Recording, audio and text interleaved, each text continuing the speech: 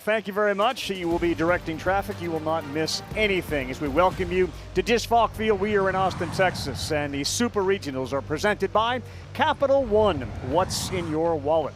Well, the weather is cooperating here, which is the good news. Just a big win. Could be an offensive night here. It is a perfect evening and a late evening by Austin standards to start a game, but it hasn't deterred anybody from throwing some chicken and other things on the grill. The barbecues are ready. The baseball is hot. So is this team, the Texas Longhorns. They got a victory last night. They are one win away from their 39th trip to Omaha. And here's an interesting note on the Oregon Ducks. Not one time this season have they lost to the same team 2 times in a row. That bodes really well for a must-win situation here against Texas. Meantime, the games are all over. West Virginia and Troy will be making their first ever trips to Omaha for the College World Series. North Carolina survived today. They avoided a foul ball being caught. They then hit a double to walk it off. Georgia and Mississippi State played arguably one of the great super regionals of all time. Back and forth those two teams went in a slugfest. Daniel Jackson and company, they advance. We welcome you inside. It is already something to look forward to, Omaha, but we got another big step here. KP, Chris Burke, and I'm Carl Ravitch. Welcome, everybody. A blue blood in Texas and a Duck team that, as I mentioned, hasn't lost to the same team twice in a row. That's good news for them. How do they overcome what happened last night? Well, I think it's difficult. One way they overcome it is realize that they're built to play in games like this. I mean, when you talk to other teams, specifically Texas, they point to Oregon and say they look like an SEC team. They look like somebody that we play the entire year. Historically, no one can say they've been to Omaha more times than the Texas Longhorns, trying to get there for the 39th time. They won the whole thing 6 times, but have not won it in 2 decades, and that is not unlost on the fans of Texas. Schloss has already taken 2 different programs to Omaha, trying to take Texas there for his first time. For Oregon, well, they've been there, but it was 70-plus years ago. And in the midst of that, the program stopped playing baseball for 29 years, came back in 09. However, last 6 years, this the 3rd Super. They've been to the postseason all 6 years that Mark Wasikowski has been there, just trying to kick that door down to get back to Omaha. The other thing, it's always momentum. Your next day starting pitcher, Oregon's got one of the best in the country, and he's facing a red-hot offense. Yeah, but he comes in on a heater himself. Struck out 14 last year, was the most outstanding player in the Eugene Regional, one of the most special fastballs in the college game, and he second in program history with 119 Ks this year. He was second in the Big Ten. An electric fastball that will challenge a Texas offense that comes in playing with a whole bunch of confidence. And part of the reason they are so confident right now is their shortstop is red hot. Adrian Rodriguez, 5 ribbies last night, 9 for 14 in the tournament. This is a team that's put up 52 runs. They are on a heater, Ravi. They sure are, and they got that guy with all the hair. He's been called everything from a hippie to a freak. They smile big if they win tonight. Ducks doing everything they can with their ace on the mound to prevent this series from ending.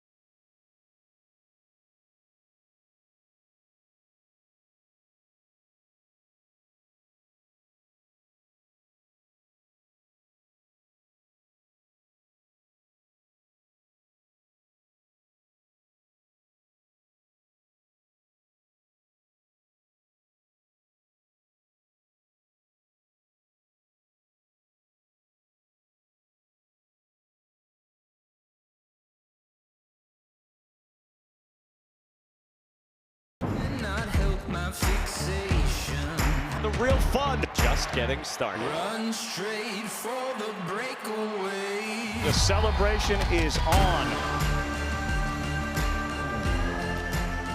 There have been certain celebrations already. Will they be celebrating here tonight in Austin? The national champions, the last one in 2005. And they have been there more than any other team. You take a look at the Longhorns batting order. They will be the visiting team even though they are on their own field. 13 runs per game is the best in the field. By the way, fellas, they are number 2 in walks in the field, batting average, on base, stolen bases, and they're number 1 in ERA. Yeah, and they did it again last night. 11 runs. Aidan Robbins was on there a couple times, but Adrian Rodriguez was the star, and really it's an offense that feels like it has as much length as it has all season. Going to face a pretty good right-hander tonight, boys. Will Sanford coming off probably his best collegiate start against Washington State in the regional. With 6 in the third, gave up 1 hit, walked 2, punched out 14. That's a career high. Fastball's in the mid-90s. Curveball is about as unhittable as any all of collegiate baseball. Slider's good. Watch for a changeup tonight, too. He hasn't thrown it a lot this year, but they've been working on it a ton. He threw it more against Washington State. They think it may be a big asset against this Texas lineup tonight. And he got a lot of swings and misses on that pitch. We will see it. The wind is blowing out. Temperatures in the low 80s, 83 degrees. Full house. Set a record last night for an NCAA sanctioned event with over 8,500 people. Aidan Robbins will lead things off. He went 0 for 2, but had a couple of walks last night. Here comes Will Sanford's first one. And it is in there for strike 1. He's 6 feet. He's 202 pounds. He's just a sophomore. 119 strikeouts in 80 innings. KP mentioned his last start. You combine that with the one before, it's 12 1/3 with 23 strikeouts. Next one to Robbins on the 0-1, the other way and out of play.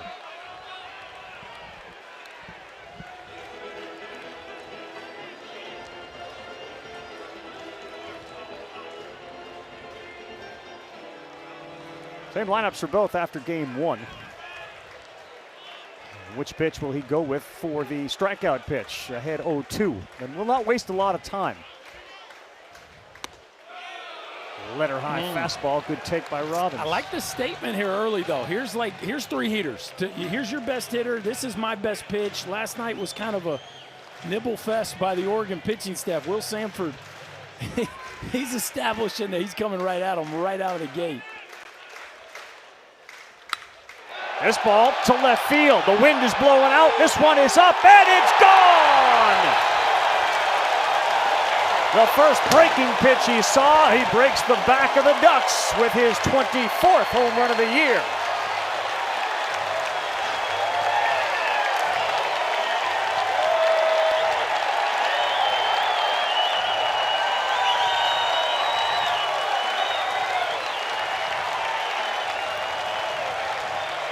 That home run, fellas, ties Cody Clemens for 3rd most homers in the season in the Longhorns' history with 24. Didn't he just tell us a couple of days ago, the whole leadoff thing, I'm not that into batting first? He was setting us up, Raph. Yeah. Walked and scored the first yesterday and goes deep tonight to get it started. He took a curtain call. We'll look at that homer after the pitch to Tinney. And that is a wicked curveball in there for a strike. Well, he came after him with the heaters and then just thought he had him maybe set up for something soft. But, man, as Aidan Robbins, the bat is just in the zone forever. And he was on time enough to ride that one out of here to left. Tinney sends this one to right center, and it's got some carry. Back-to-back blast to get it started for Texas.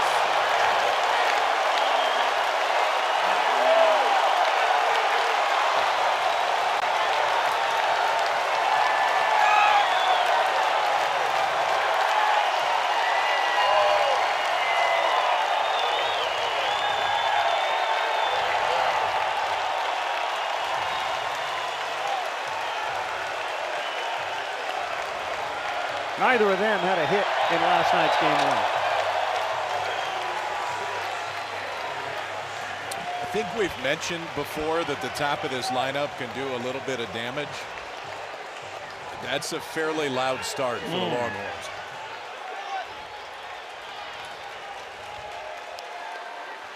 I spoke with the coach before the game as Pack looks at one that is up and out. He said it's going to be important. He kind of liked the idea with Riojas, whose ERA in the first inning is almost 7, that they were hitting first in hopes that they would get some offense.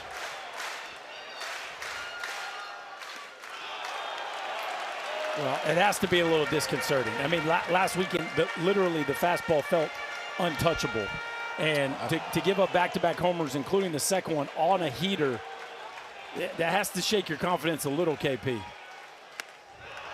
Well, now he goes 3-0. And to your point last night, I mean, Scolari had a really hard time throwing strike one. He couldn't get to the slider as much, which was the swing and miss pitch. So far, it's an elevated fastball that was hit 415 feet to right center and a changeup against Robbins that he took out to left center. None of them snuck out. 3-1. He had given up 8 homers on the entire season. Not only one of the best freshmen in the conference, one of the best in the country, and a 3-1 to Pack. 3-2.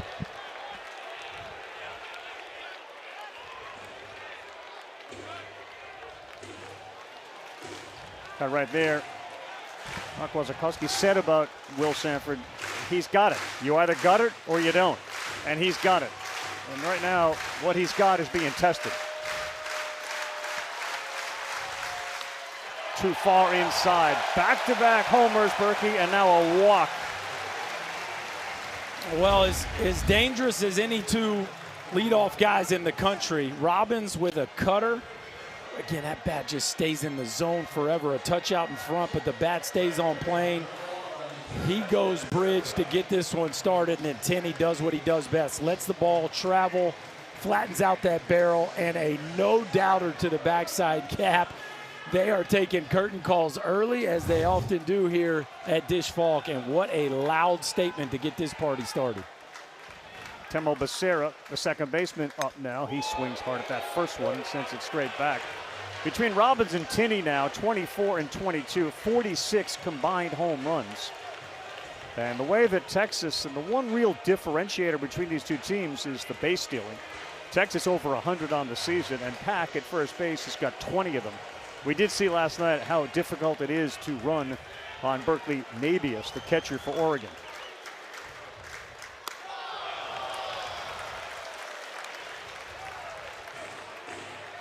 Yeah, only Phelps and Jackson and Grahovac and Sorrell have more homers out of that 1-2 spot than Tenney and Robbins.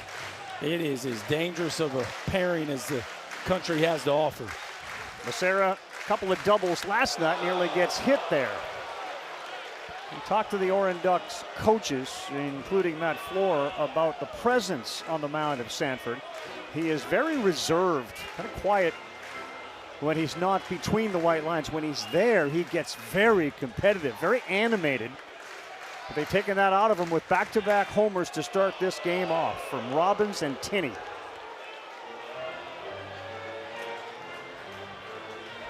It's going to be Foley Field at night. Is that what we got here?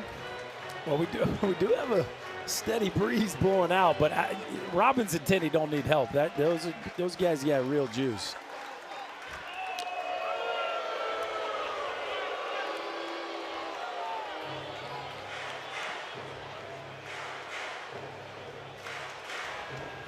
They have been offensive so far in this NCAA tournament. They've really pitched it too. Coming into regionals, more runs per game at a bit better ERA than anybody. There's that fastball you guys were talking about, 93 miles an hour. Yeah, what makes it so hard? It just stays there. The carry on it is so good, and that's the reason that Sanford's fastball has been so difficult to hit. From an offensive standpoint, Oregon's going to try to push it down, so make sure that it's down in the zone. That's what Tenney did when he ran it out. Yeah, he did. He knew it.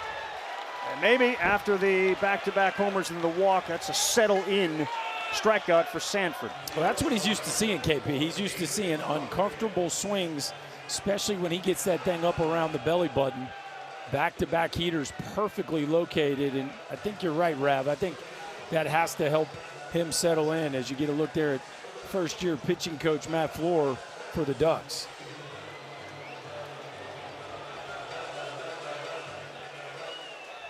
Here's Adrian Rodriguez, .643 batting average in the postseason. Berkey told you about that. Pack grabs a big lead. That's a good pitch, and he's ahead 0-1. Last night, part of the problem for Oregon was they didn't get ahead. They fell behind, and when they fell behind, the hole only got bigger.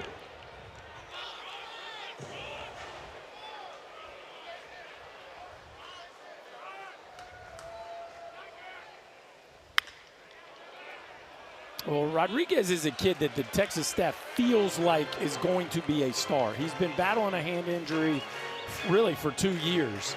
He's probably as healthy as he's ever been since he's been on campus, and you're starting to see a player, it feels like, really kind of stick his chest out here down the stretch of the season and walking into maybe some of that star potential that they see in him. 0-2, see if Pack does anything on what may be a curveball. It's outside, he stays put. That's already about 3 changeups, KP. It looks like that's definitely a weapon they're going to feature. Came into the season with only about 60 of them on the year, but it's been trending that way here lately. Rodriguez has gone the other way often, which is why the center fielder Brooks is shaded towards left. That's a heck of a scoop by Jaxa. Otherwise, Pack could be at third base.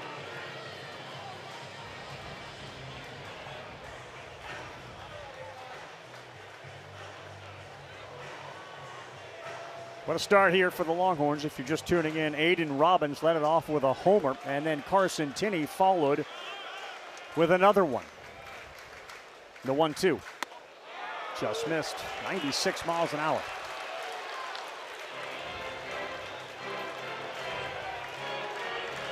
Because of the lopsided nature of last night's game, all the leverage arms are available for Oregon, including Tanner Bradley, the righty, who's 5-1 this year. 2-2 to Rodriguez, breaking ball. He was on it. Yeah, and I don't think they're going to wait tonight. I mean, if they got to go to somebody, regardless of tight game or not tight game, I mean, this is, you got to fire all the bullets you have tonight if you're Oregon. But that being said, Sanford can find it, and he can find it quickly. History this year says that when he does find it, he is very tough to hit. Looking for a ground ball, double play to get out of this thing. Send him here. Yeah, I think so. You know, the fear is the high fastball with Berkeley, but Rodriguez has just been so good with swing decisions and putting the ball in play. It wouldn't shock me, though, just because of the high heater if he doesn't. 3-2, he's off. And that ball is down the line and left, but towards the seats, and it will find row 5.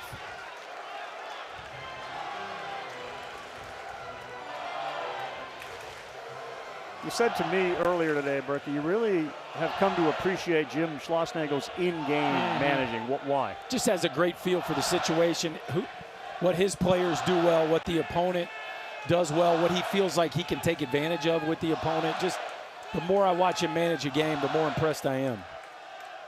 He's off again. That's called strike 3. Great throw, and Pack is out. A strike him out, throw him out, double play. Well, boys, the game starts with a bang, and the inning ends with a bang, and a good one for Oregon. And by the way, first time back-to-back homers to start a game in the last 5 years. I think maybe he likes hitting leadoff again. Aiden Robbins starts and took a slider out to left, and then Carson Tinney gets the elevated fastball, drives it 415 feet out to right center. 2 quick one for the Horns. The Ducks offense coming up.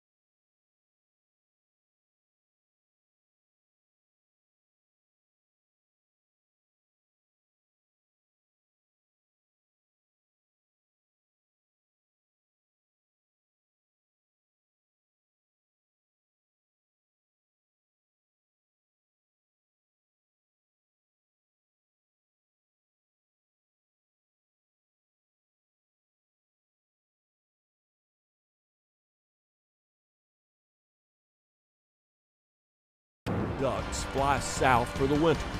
Now we know why. And that ball is gone! Because this flock from Oregon was waiting to fly south in the summer, way southwest to Austin and south central to Omaha, where no baseball team from Eugene has migrated in 72 years. It's been a bit, there's no doubt about it. And what Mark Wasikowski, known as Waz, has done is really injected this program at Oregon with a whole bunch of big, strong guys. They play an SEC style with a little hint of West Coast baseball. You take a look at the Ducks batting order.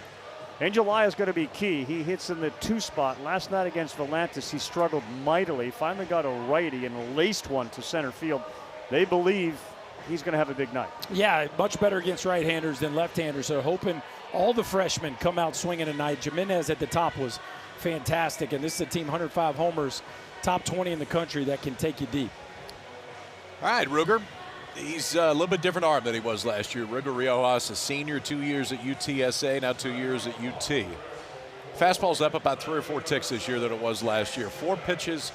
Every once in a while is going to drop down, show you a little bit different arm angle. He'll probably do it 4 or 5 times today. But I think the key for Riojas is he the guy that we saw last start, where he was great, or the guy that he was in the middle of the season? When about a month, where the stuff was different, starting the regional against UC Santa Barbara, 5 innings, gave up just 1, punched out 6. If it's that guy, he gives Texas a great chance tonight. He sure does. But to your point, there were 4 games started in April in which the ERA spiked to 9.56. They tried to rest him, felt maybe there was some fatigue there. And here is Jax Jimenez, the left fielder, to lead things off. In at third base is Borba, and the first pitch is inside at 93.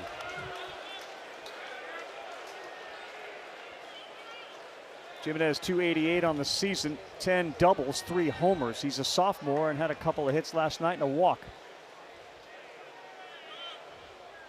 Rodriguez to shortstop, straight up the middle. Next pitch is right down the middle for a strike at 95.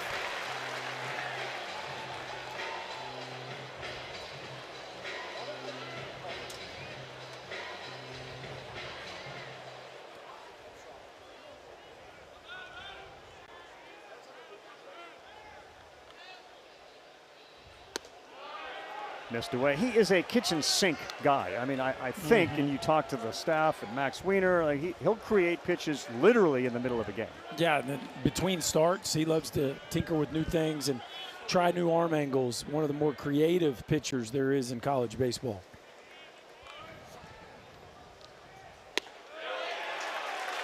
Knee high, and that one is in there for a strike. At 96. And that was the one thing in that April span that you talked about. The fastball was down a little bit. The breaking stuff wasn't quite as sharp.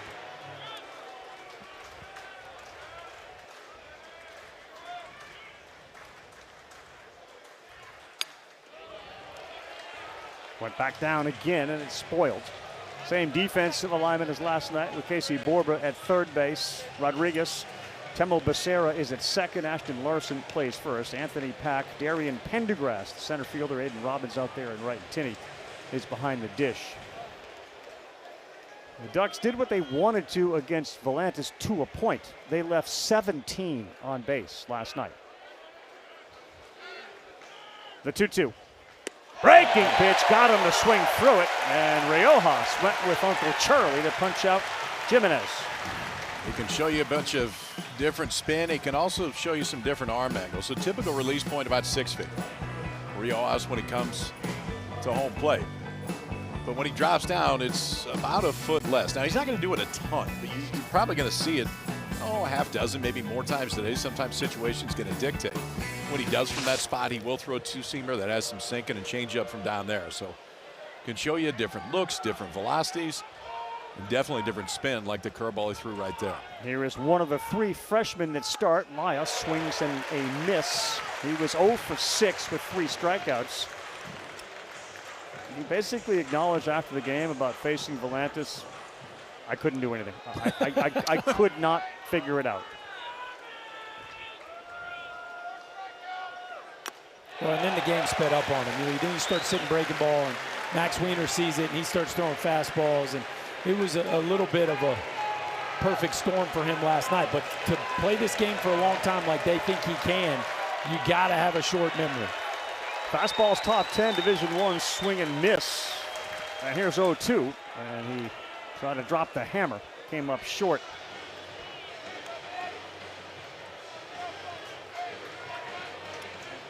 Schlossnagel described him as a hippie. Mendoza on Riojas, he's a demon. He's crazy on and off the field, but he's never seen him have a bad day. And Borba, his third baseman, said he is the freakiest of all freaks. Is that, what do you take away? A freakiest of all freaks. You throw a 96 with 2 different breaking balls and a really good split. You get a little bit of, so you're going, bit of leeway right you're there. going in the baseball vein. Yeah, okay. That works fine.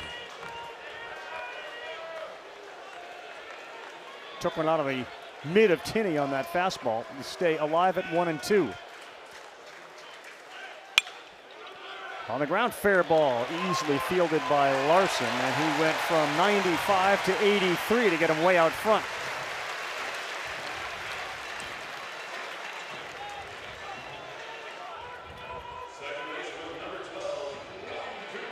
There is the head coach looking for his first with Texas. He's been there, 7 times previous. This is his 10th Super Regional, 7-2.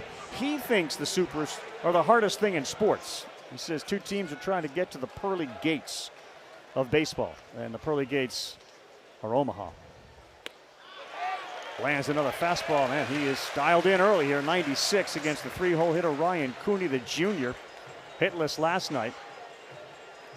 329 on the season out of Portland, Oregon. 3 on the left side of the infield. He went sidearm and he pulled it. It is pretty remarkable what Jim Schlossnagel's done. Yes. 5 times at TCU who had never been. Twice in Texas A&M in 3 years. 4 straight years at TCU. 4 straight years. And now trying to take his 3rd different school to the College World Series. All since 2010, by the way. Think about it. Yeah, this isn't since 1980. Yeah, right. that's because we missed 2020, right? Yeah. So in 15 years, and he's trying to become the 4th coach to do it with 3 different schools. It's an incredible. There's only one thing missing from his resume, and that's to win the whole thing. A couple of guys out there like that. Fouled off at the plate. Trivia night here. Texas, the first team to start an NCAA tournament game with back-to-back homers since. Shout out Jim Penders. UConn, the Huskies. 2022. Pretty good look right there, boys. Riojas, no. Tinney playing hockey goalie, like he's suiting up for the Stanley Cup Finals there. He just dove in front of the ball, make sure that puck never got across the line.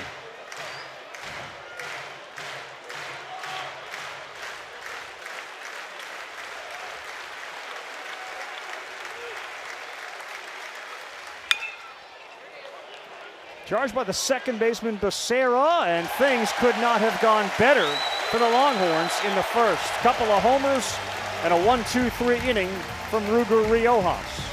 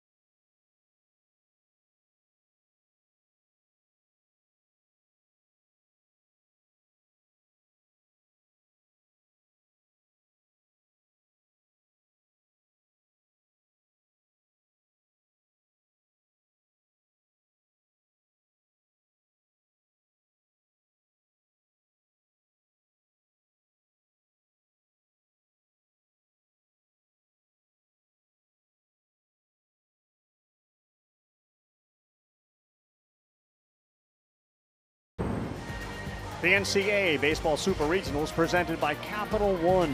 What's in your wallet? All these images from the last 30 minutes when the Longhorns got back-to-back blasts to start this one from Robbins and that man right there, Carson Tinney.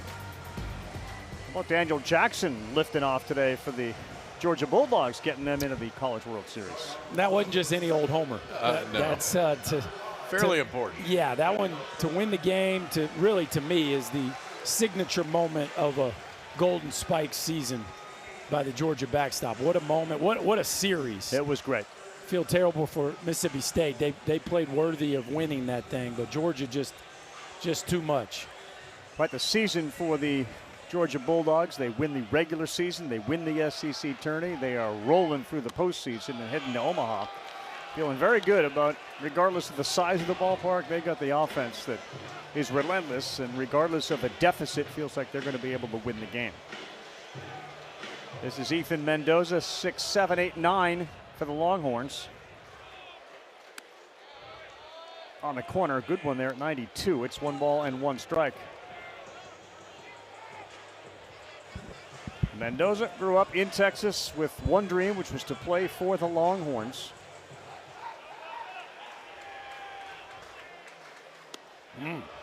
About that breaking ball. That's the one they don't hit a whole lot. That's the way it's been all year. Pretty interesting difference between the last two. You got a fastball with big time ride and carry, and then he drops that thing in there at 76 miles an hour. That's almost straight top to bottom. 1-2 fastball, right field, tracking it, Brooks, and he is there. He will make the play shy of the track. Take a look at the Super Regional headlines, as 5 of the 8 have been punched. And again, the first appearances for both West Virginia and Troy. Country Roads is going to become the Sweet Caroline of Omaha. You get that feeling. Carolina walks off game 3. Another one of those fly balls, foul territory. USC couldn't make the catch. Very difficult play. The end result was they ended up getting walked off. Had they caught that ball, the inning ends and the game would be extended. We've seen that a few times. Big spots, college baseball postseasons. The drama this postseason has been incredible. I mean, that game today was as fun as it gets. Larson chases up top. You do wonder how much momentum Sanford derived from the strike him out, throw him out double play to end that first after getting hit around, and then the walk to the 3-hole hitter. He seems to find a new level here. This ball is laced to center field. Level swing by Ashton Larson. And he is aboard with 1 out.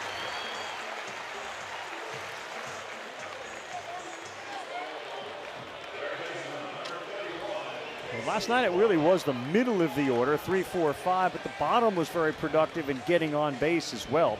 Van Borba, who's coming up now, had a home run. His only hit of the night. But this is the 8th hole hitter, and he has 18 bombs this season.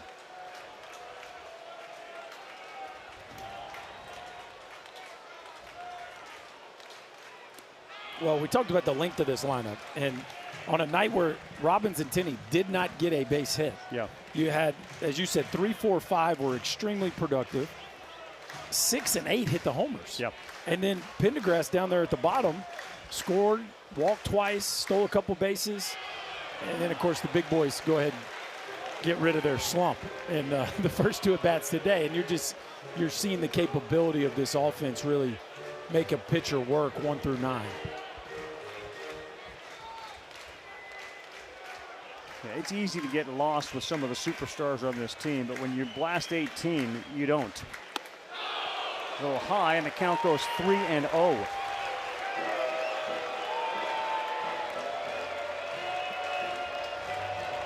Wind continues to blow fairly hard from right to left, and in fact, there are smaller flags on the hill out there in left field, and they are blowing even harder than the ones up top.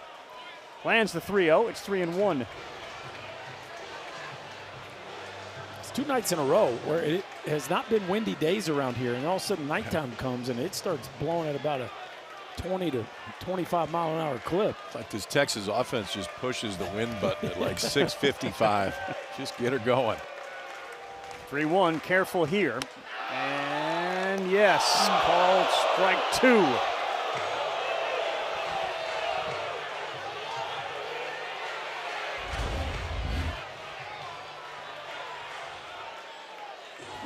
I think Berkeley stole down. that one. Yep. And he can do that now. We've already seen him throw, but he can do the catch inside too. 3-2, same spot. Called strike 3, went right back to that fastball. That's a big strikeout. And Jim Schlossnagle has seen the replay, certainly of the one prior. KP, we talk about it all the time. The carry at the bottom of the zone, the fastball down sometimes can be just as lethal as the one up. You think that ball is going to dive out of the zone. It holds its plane just at the knees, and back-to-back dots by Will Sanford for a big comeback at bat right there after being down 3-0. Yes. Darian Pendergrass, who is the center fielder, and ball 1 to him. It is interesting too, because so often we talk about the upper zone. When guys that have high ride fastballs get strikeouts looking, it's usually on that pitch. They generally don't swing at it, but it just stays there and they get that low strike. They'll swing at the one up. That was another one of those. You know who it reminds me of is your old buddy Roy Oswalt. Yeah, he used to do it all the time. Guys would give up on it so early, almost looked like it was coming up from the ground. You kind of seemed to know I was going to say that. Well, we've talked about it before. I would have loved to seen his TrackMan data. It would have been freaky. Falling behind again, though, to Pendergrass. 3-0, gets behind him, and Larson will move into scoring position. The Oregon coaching staff has to be pulling their hair out. You know they talked about the free passes, especially to Pendergrass. And KP, I don't know, sometimes maybe the more you talk about it, the more it goes wrong. Yeah, maybe the more you're aware of it. I mean, he is taking a strike every time he goes up. I mean, I think that's a given. But you got to throw him a strike if he's in fact going to take a strike, and that's what they've had a hard time doing the last 2 nights. Take it again. I would think. Joined this team in the wintertime, out of the portal really late. And because of his defensive abilities, moved Robbins over to right field.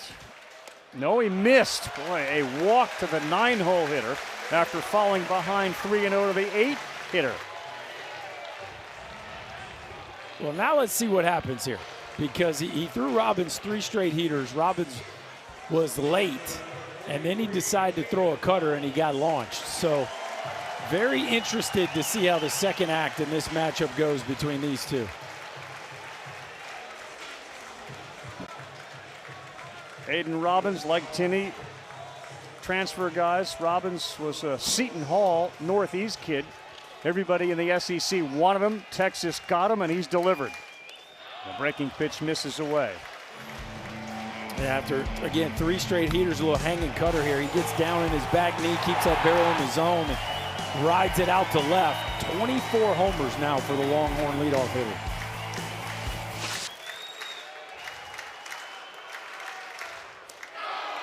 Seems to be seeing the breaking ball very well, and for the second night in a row, you're seeing the Oregon Ducks starters fall behind Longhorn hitters, and that is a recipe for disaster.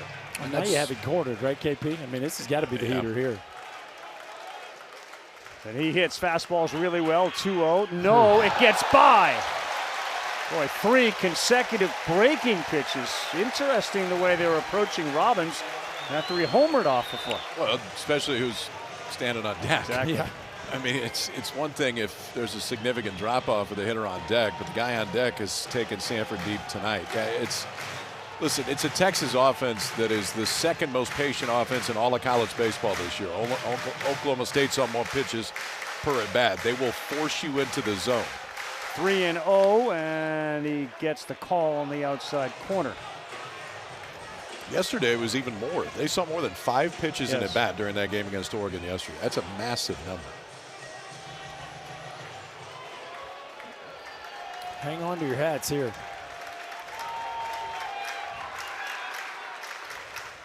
3-1. That was a nasty curveball to go 3-2 against one of the better hitters in the country.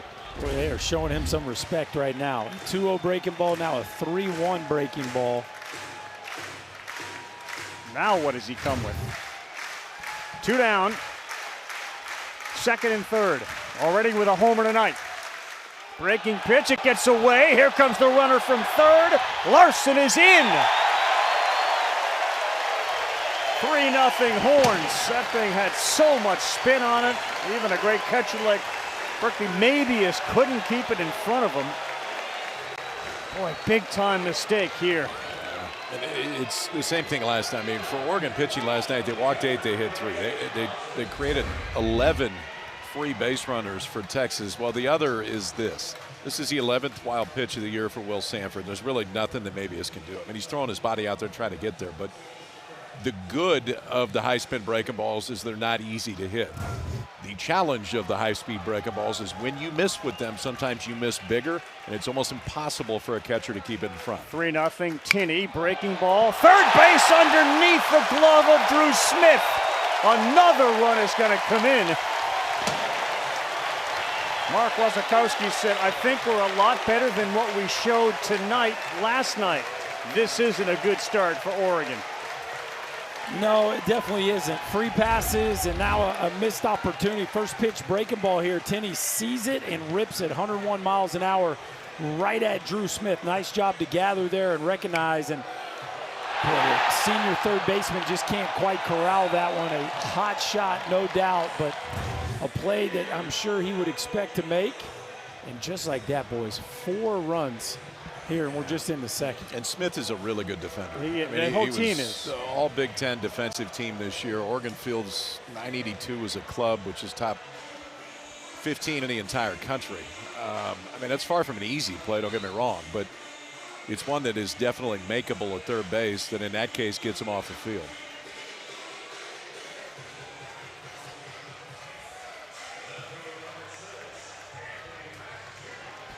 They called it a hit.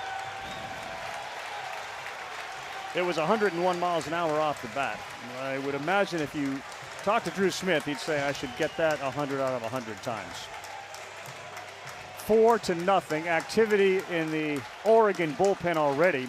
Their ace is in trouble. Anthony Pack Jr. is up.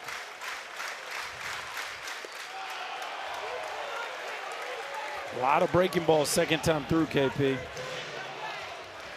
Well, and Bradley already up. And understandable. Tanner Bradley has been the most resilient, reliable reliever this year for this Ducks bullpen. Anthony Pack's been the better hitter than anybody as a freshman in this conference. At one point hitting over 400 in the SEC as a freshman. You know, I know Tinney took the heater deep, but it's not like they've been banging a ton of fastballs. It's interesting how he's just... No, I mean, Larson singled to center on one, and then Tinney's home run.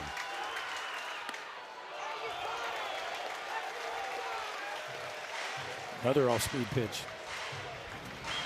The length of the Longhorn lineup, their patience at the plate, it can affect the way that staffs attack them. And we've seen Robbins and Tinney both reach base twice tonight. Pack already has reached with a walk. Came out with 3 straight heaters, and all of a sudden that fastball is become a secondary pitch.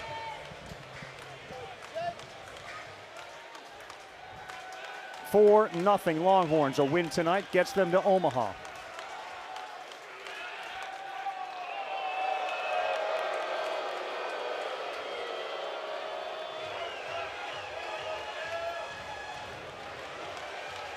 Last night, a one-sided Texas win. Oregon has not lost to the same opponent in back-to-back games at any point this season. Good speed at second base in Robbins, and the throw behind him has him diving back.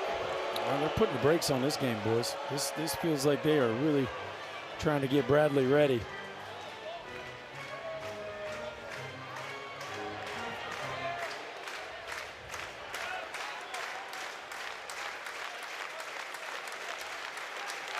To 1.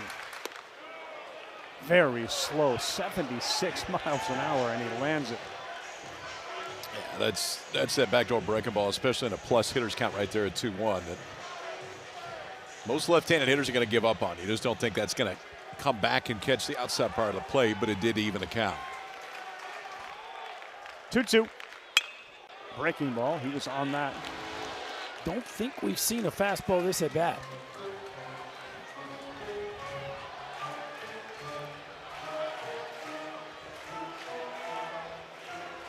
It's still so early in this game, but hardly a predictable start for Oregon and their fans to have Sanford on the mound, get jumped by back-to-back homers to start, and Pack fouls that out of play.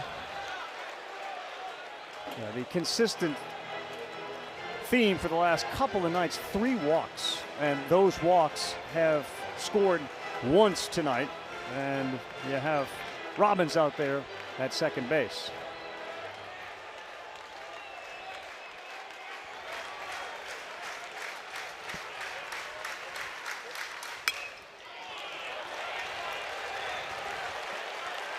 Sanford did not pitch in the 2025 regionals.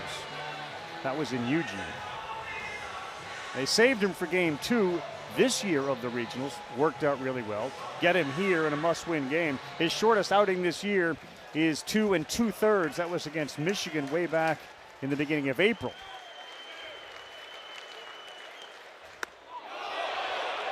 And again, I think you can't really talk about it enough, but the patience of this Texas offense not to take that pitch. We saw it from Robbins as well to draw the walk. That gets this crowd to its feet. Looking for a hammer.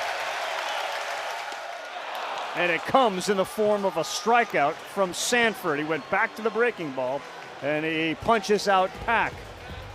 Drew Smith, not charged with an error, left the yard last night. His team's in a 4-0 hole. He will lead off when we come back to Disch Falk Field.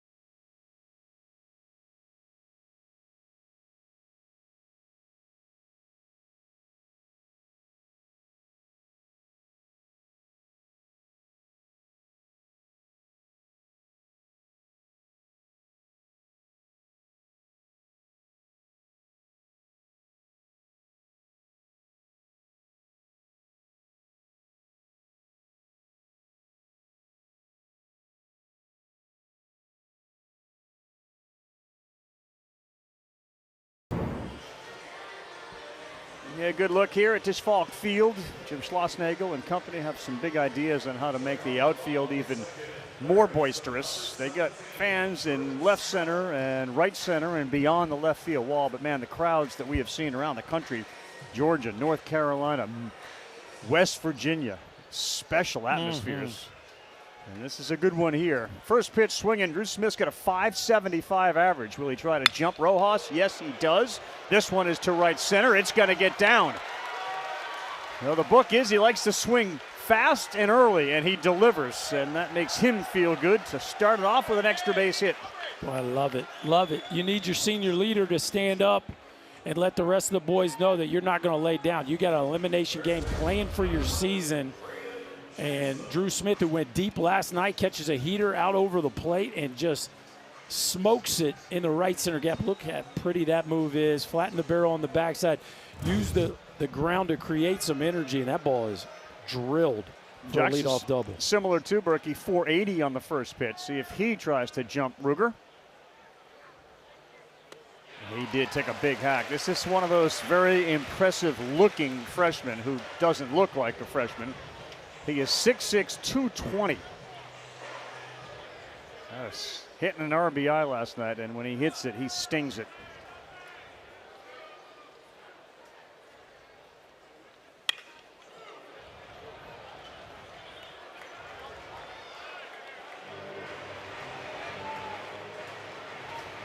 No question, a concerted effort from that guy right there to try to get this team to be more powerful, to be more physical. And if you've ever been around Coach Waz, he himself is physical. 0-2, they're trying to set up out. Instead, high, he goes with it, and a swing. Jaxa punched out. Strikeout number 2 for Ruger Riojas. When we talk about pitcher on the other side, Sanford and his fastball. Ruger's fastball top 10 in the country and whiff too, KP. Yeah, that was pretty good clinic too. I mean, just as far as what you go first pitch breakup ball, he swings through it, split with the next one to get ahead, and then right there just elevate the fastball and dare him to lay off of it. Jackson tried to, but the bat went around just a little bit too far. Drew Smith stands out there at second, runner in scoring position, and that one gets through Tinney, but not far enough.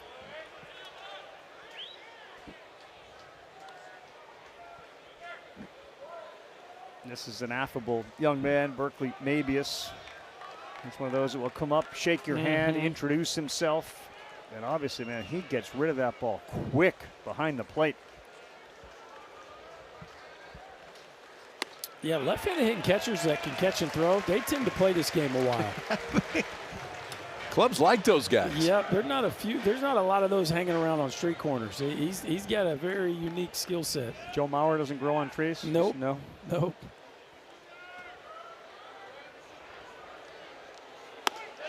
Chased that one at 95.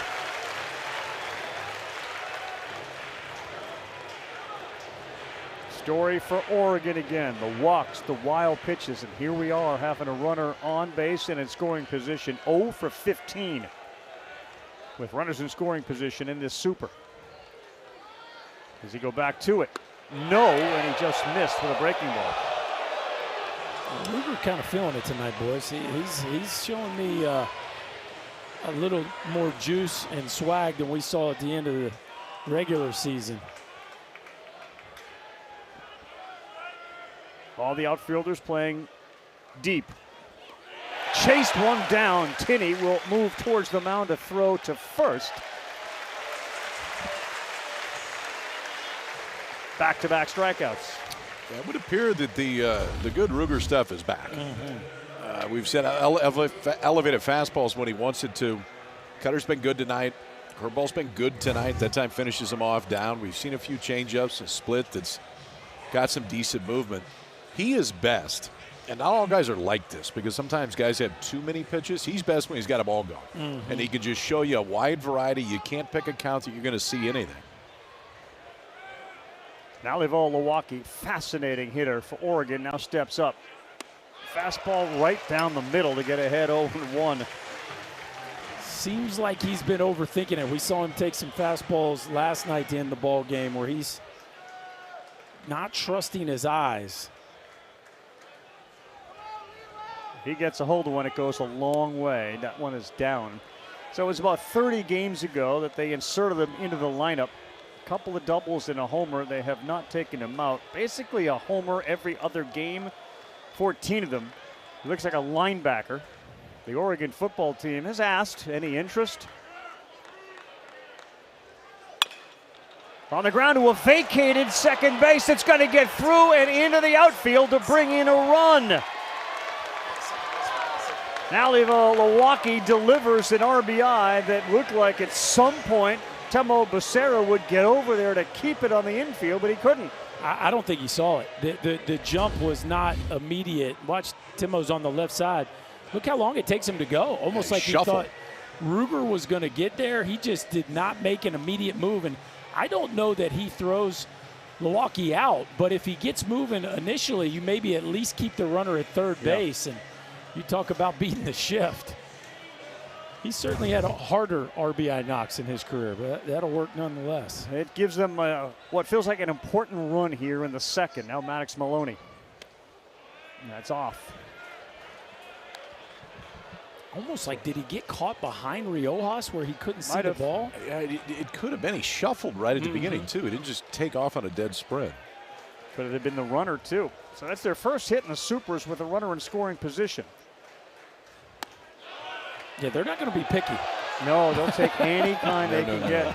Especially early. Yes. When you get 2 in the first, 2 in the second put on you, you got to punch back at some point. That's what they weren't able to do last night until a little bit later in the ballgame. I mean, I'd like to see again where that pitch was that Milwaukee hit. Looked like it was way in on him, and he's so strong. Yeah, it felt like it was headed for his neck. Yeah.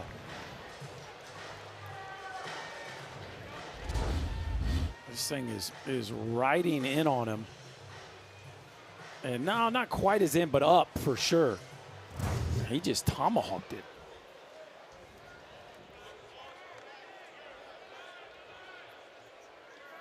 Two and one to the shortstop, who's the 8th hitter in the lineup. That's pulled. Nice scoop behind the plate by Carson Tinney.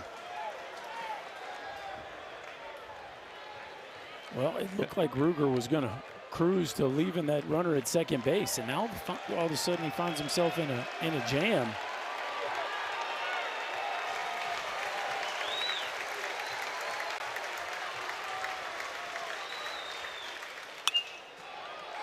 Popped up. Tinney's going to give it a look, but he's going to watch it sail into the seats. Before the season, every returning player was able to raise their hand when their head coach said, who hasn't reached a regional since 2015? They all did, and it became a super, and now his goal is to say, how many of us have reached a College World Series? As KP talked about at the top, it's been a long time since they have been to a World Series. 1954 for the Ducks. 3-2.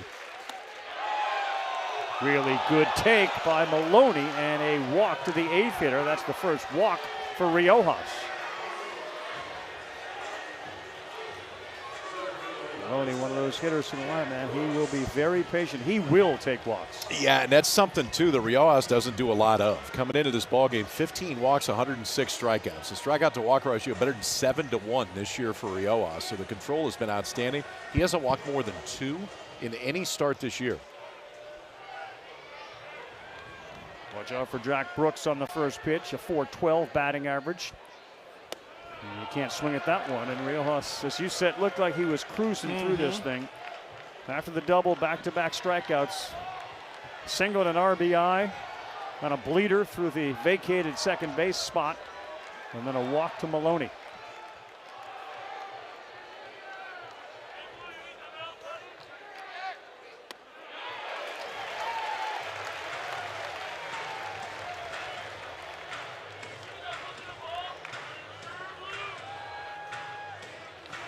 Not a lot of stress. There really hasn't been a lot of stress around the Oregon baseball team since they've arrived here in Austin. No, it's a pretty loose group. There's no doubt about it. But at some point, you get in the middle, back half of this ball game, and you start feeling the end near, and that vibe can change. They want to make sure they're within striking distance, if not in the lead here, as this game gets late. It's a big pitch, it feels like. He's the 9-hole hitter, Jack Brooks, on a 2-1. And a check swing to try to hold up on.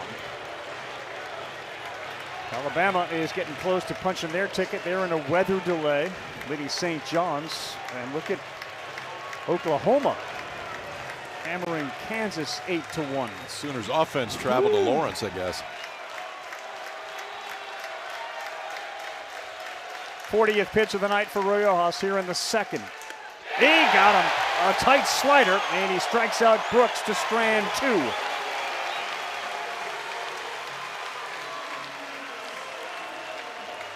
Well, Ducks needed to punch back, and they got one back right here. Milwaukee, the most powerful Oregon hitter. Well, this wouldn't maybe be the most powerful swing, but it had Carson Tinney looking up in the air. A late break by Becerra when Texas was caught in the shift, and sometimes just matters where you hit it. 1 in the inning for the Ducks. They trail up by 3. We'll talk to their head coach, Mark Wasikowski, when we come back.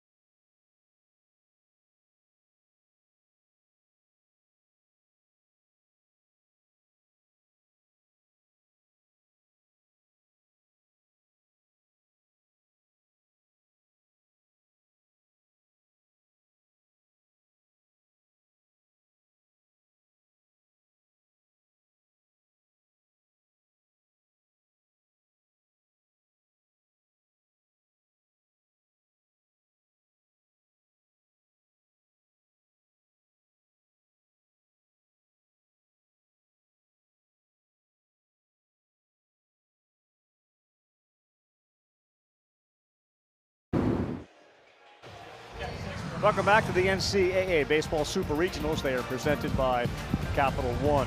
Mark Wasikowski joins us now. Boy, been a bit of a bumpy start. What's your thinking right now, Coach? Well, yeah, it's been bumpy. I mean, he's first 2 batters of the game. That's not really how you want to come out of an elimination game, right? Is have the first 2 guys leave the ballpark on you. And, but, I mean, he's been loose right now, right? He's got a couple of three walks and 3 wild pitches and kind of gave him a little bit. The bottom of the order, he walking the 9-hole guy that on their stat sheet is the lightest bat, to get to the top of the order. It's a little bit playing with fire right there, right? And so I don't know. We need him to settle in. We've got a lot of people. It's going to be a short leash at this point in time. But still, yeah, we'd love to get him to settle in and start making pitches and get some length out of him right here. We feel confident that we're going to get on the board. We sure would love to have gotten a knock right there with the table set. But still yet, I think we're going to be real competitive in this thing. Yeah, we don't doubt it. For people who are seeing him for the first time, man, it is impressive with what he can do like that. Hey, Coach, thanks so much for being with us. Hey, you got Thanks, it. Go Waz. Ducks. Thank you, Waz. Yeah, I mean, this just feels like Tim Lincecum, Roy Oswald type body, type arm. The curveball is special. 0-2. And he just dots what he wants to. I mean, that is probably, a half an inch off? Well, just a sophomore, too. I mean, you get another year of this and another year of growth, and obviously he'll be a mainstay in that starting rotation next year. So there is a whole lot to like with Sanford, but obviously Texas jumped him right away. Right on the corner, man. He went outside, came back, inside, picks up another strikeout, and those are starting to add up for him. Timo's getting the best Mr. Sanford has to offer. Yeah, he's going back saying, hold it. Everybody else going up there taking comfortable swings, and now I get 93 on the inside black to punch me out. 5 strikeouts. Adrian Rodriguez, middle of the order, a shortstop.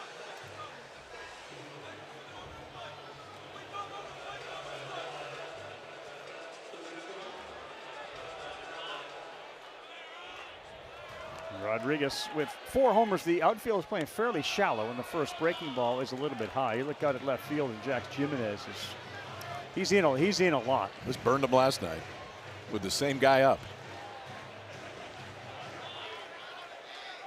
Last night, Rodriguez hit a line shot that evaded him left center, ended up being a double, and now he's ahead 2-0.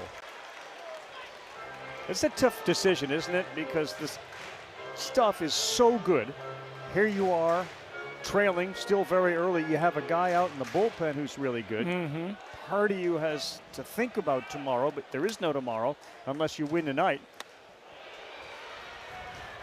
Right there was that swing. You guys talked about that injured hand. It's an interesting story for him. He hurt it, and he had surgery. They inserted a pin, and the pain never really went away, and it hurts when you swing and miss. You can see him grimace. Ultimately, they discovered he was allergic to the material in the pin. So they had to go back and take it out again. And he slowly, but certainly not fully, recovered from that. He's going to have to go back and see that surgeon again when the season is over. He's a guy, too, this Texas coaching staff thinks if he could get himself healthy next year, he's a double-digit home run guy in the middle of the lineup and in the middle of the defensive positioning. Yeah, 2-2, spoils one. When he makes contact, any type of contact, it doesn't hurt him. Not nearly as much as that swing and miss. Yeah, I mean, the drive down the middle makes you smile a lot more than if you hit somebody's house like I did today. So I can understand that. Contact does make you feel a little bit better. Did you ever speak to the poor people that were eating their breakfast when that ball came sailing into their kitchen? I left them a note, and I put your number on it.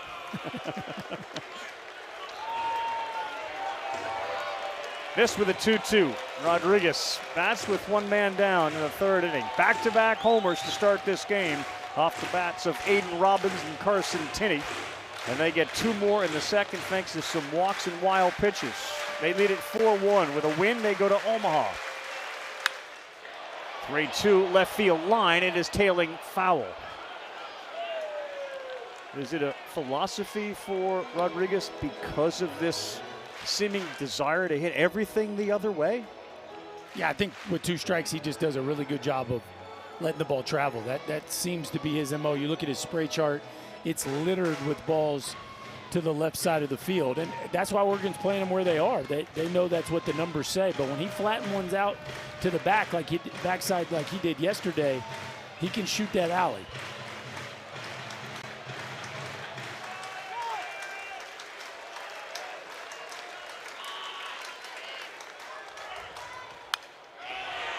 And this is what this lineup does to you. They just grind you down. 17 pitches and 2 at-bats. Regardless of whether he gets anything done or not, he has taken a big chunk of Will Sanford with him. And it's just hard to get a starting pitcher deep in a ball game against this lineup. It's a great point. And if they get to Omaha, something to consider for the opponents that they will play. 72 pitches, top of the third, 1 down. And the 3-2. And this ball is hit towards that line. This one is going to be close. There's Carey in the corner and leaping, and in a foul territory makes the catch, and down he goes. Jax Jimenez, it looked like his arm on the top of the wall, made the catch.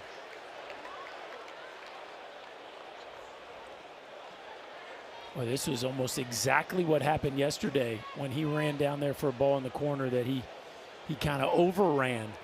And it looked like for a second, guys, he was about to overrun this one too, and he just made an acrobatic save as he ran into the wall. Yeah, it's that wall is fairly low down the left field line, and I think he hit the top of the wall when he came down. Yeah.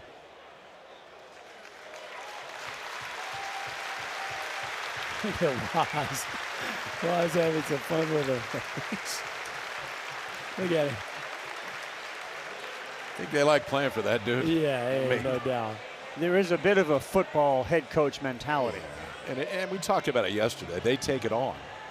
I mean, you're so many teams, great teams, will so often take on the personality of their head coach and the coaching staff, and he allows them to do it. It's great. He almost overruns it again, boys. Reaches back and then lands right on his ribs.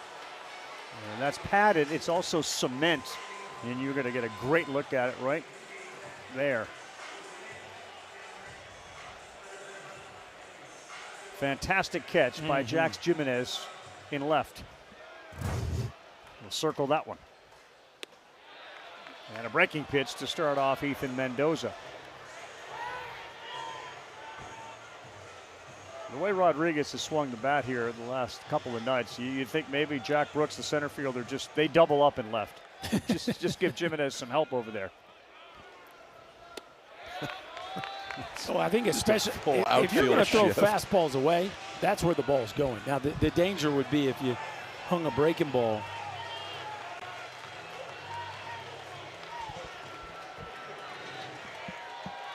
It's been a fairly long inning, but he's got a chance to go 1, 2, 3.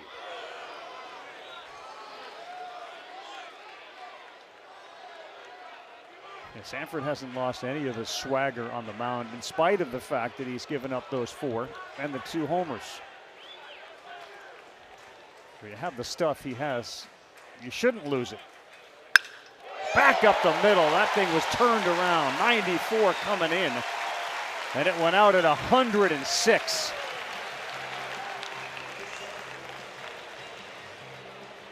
Ethan Mendoza, pretty nice ball player, boys, and he's swinging the bat with a lot of confidence. Really good job right there, kind of gator arming a fastball that was running back into his belt. Watch how short the arms, how tight the turn is to this one. That's a ball that jams a lot of hitters, but he gets the sweet spot to it, evidenced by that exit velocity, and another first-class at bat by the Longhorn DH.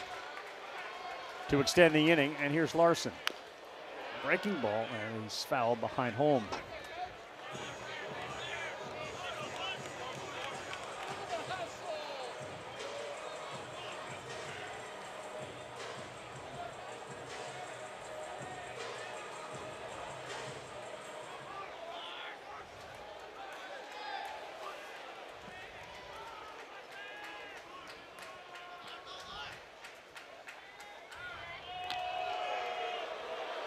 Okay. Uh-oh. All right. But just saying hi. Okay.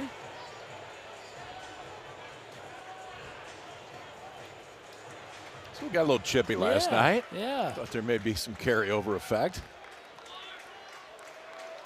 Helps to be 6'6" if someone's looking up at you, doesn't it? That one is foul straight back.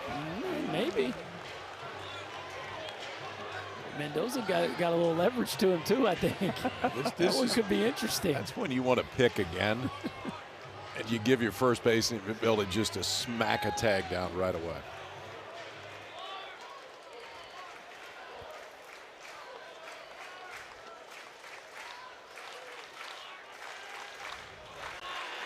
Here you go. No. Nope. There's no slap. Well, it is an art form to go back into the bag, standing up to the inside part of the base with your right arm up, and then if a first baseman has to reach to catch a throw, you shorten his reach, and that oftentimes can lead to a ball down the right field line. You see Ethan Mendoza going right back to the inside part of that bag, and you don't let that first baseman go through your chest to catch the ball. It can get you some free bases throughout the course of the year.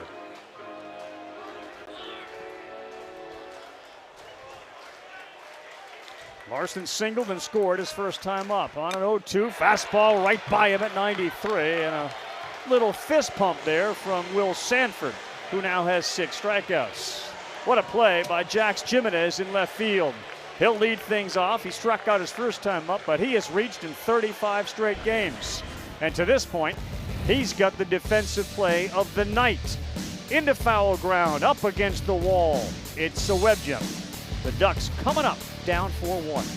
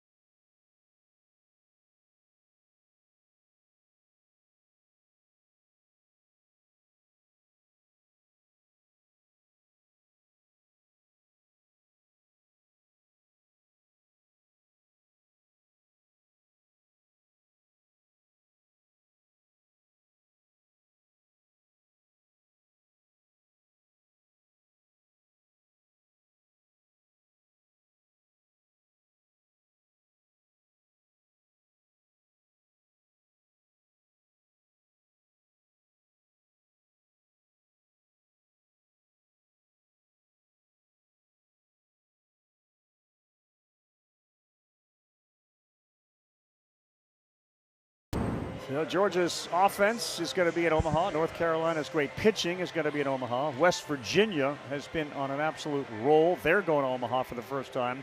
And you see Ole Miss, Troy, and then the last 3 to be determined. There's a chance you end up with 5 SEC programs in Omaha as we continue to punch tickets to the 2026 College World Series, which starts next Friday.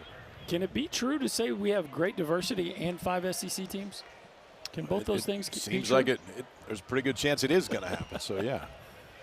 I mean, I know 5 from one league has never been done before, so that feels like you can't say that. But then we have these new teams. You got 2 newcomers. Yeah, you get the 2 newcomers, and of course, a blue blood North Carolina. How about this one? Credit Rob Anderson on this. It is the first time in 40 years the 2 first-time teams in the College World Series have played each other. 40 years. I'm going to follow up on that in a minute. Please. 40 years ago. Yep. Do you know who one of those teams was? I'm going to say either Troy or West Virginia.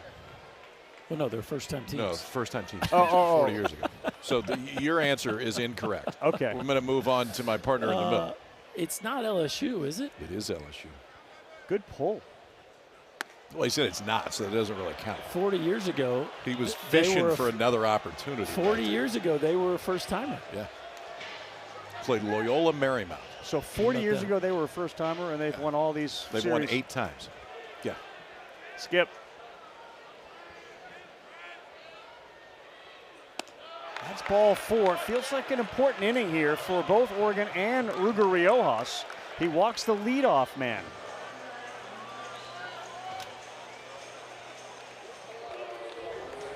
So Riojas, after that leadoff walk, will have to deal with Angel Laya. For the latest news, insights, in-depth analysis from the Super Regionals, visit ncaa.com.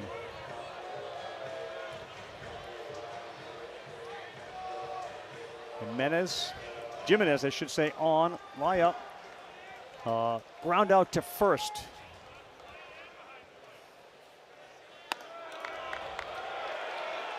It's getting a little wobbly here after it felt like he was really in command of the entire offering. It's all of a sudden just looks a little loose. And usually it's the other way around. Usually with Ruger, it's loose and then gets tighter, meaning in a good way. Yeah.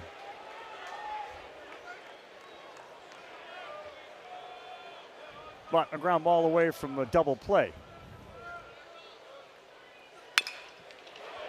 Slowly hit, fielded, and they will fire to first. Bad play, but look at the backup by Tinney and no advancement. That thing was slow off the bat. Becerra almost looked like he had forgot the double play, like it's not going to happen. Looked up and said, I actually got a chance. Well, it was awkward from the jump. And are you going to flip it or are you going to take it yourself? You definitely didn't need to even throw that to first just because ball speed and runner speed, but looked like they were confused on how they were going to handle it. And then once Becerra took it himself and tried to gather, that was never going to get there in time. Fortunately for him, that doesn't turn into a free base for Oregon. Weak contact. Here's Ryan Cooney, grounded out to third his first time up. It's Laya who stands there at first. 5 stolen bases on the season for him. It's not a team that runs very often, and that's a start of a strike. Well, and if you're Riojas, you got to watch yourself here in the middle part of this order. This is just a 3-run ball game. You got a runner on first base. They're going to run a few hitters up here that can make this a 1-run ball game with one swing of the bat. Talked about this sometime yesterday, but in this era of new players and names and fans needing to learn a new roster every year because you got however many portal guys, it's an Oregon lineup 1 through 9 that all started at Oregon. Every one of them that's come all the way through. And there's a few portal guys on the roster. There's none, but that is very rare, especially for the teams that have the success that Oregon has had this year. Yeah, you just don't see it in the modern game. No. Maybe 4 or 5, but not 9 position players. They're going to get most of them back. 1-1 after the last pitch, sailed way high. And that one was a little better, 95.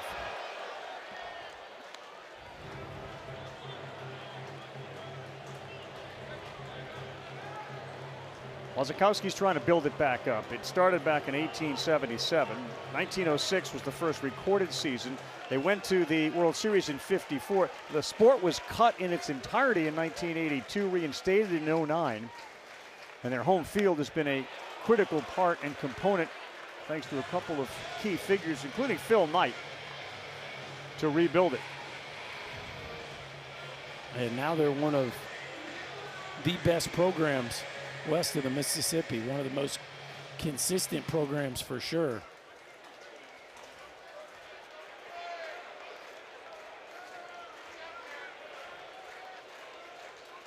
One-two. Breaking ball on the ground, hit hard, may get 2 here. Becerra has it, fires low, safe at first base. Ryan Cooney.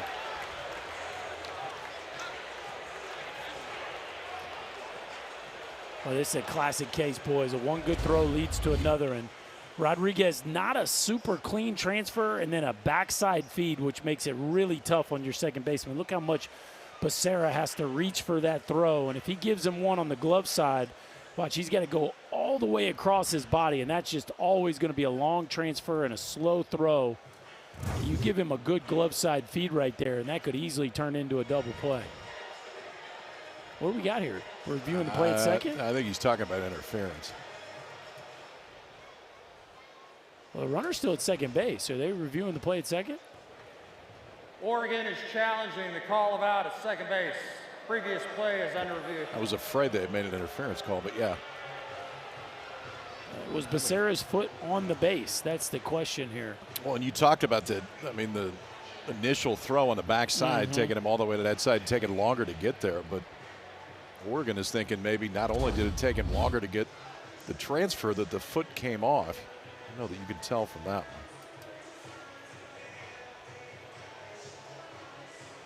Typically, if the fielder feels his foot off the base, he'll go back and reach for it. I think he was on it when he caught it.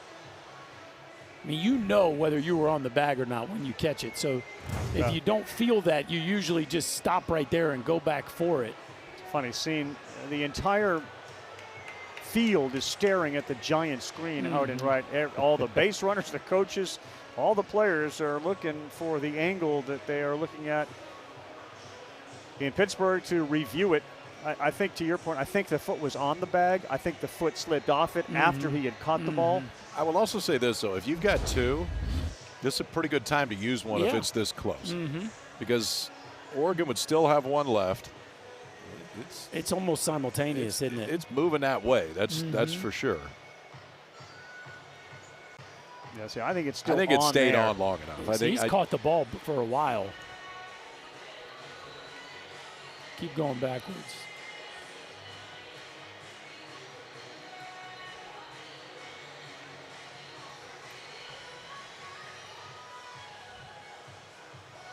It's a good challenge.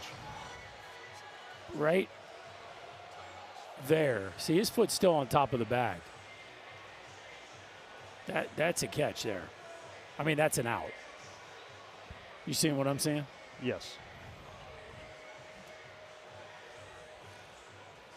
Yeah, it's an important call because Drew Smith is coming up. Here is the call from our umpires and crew chiefs. After review, the call at second is confirmed. Runners out. Oregon has one challenge remaining.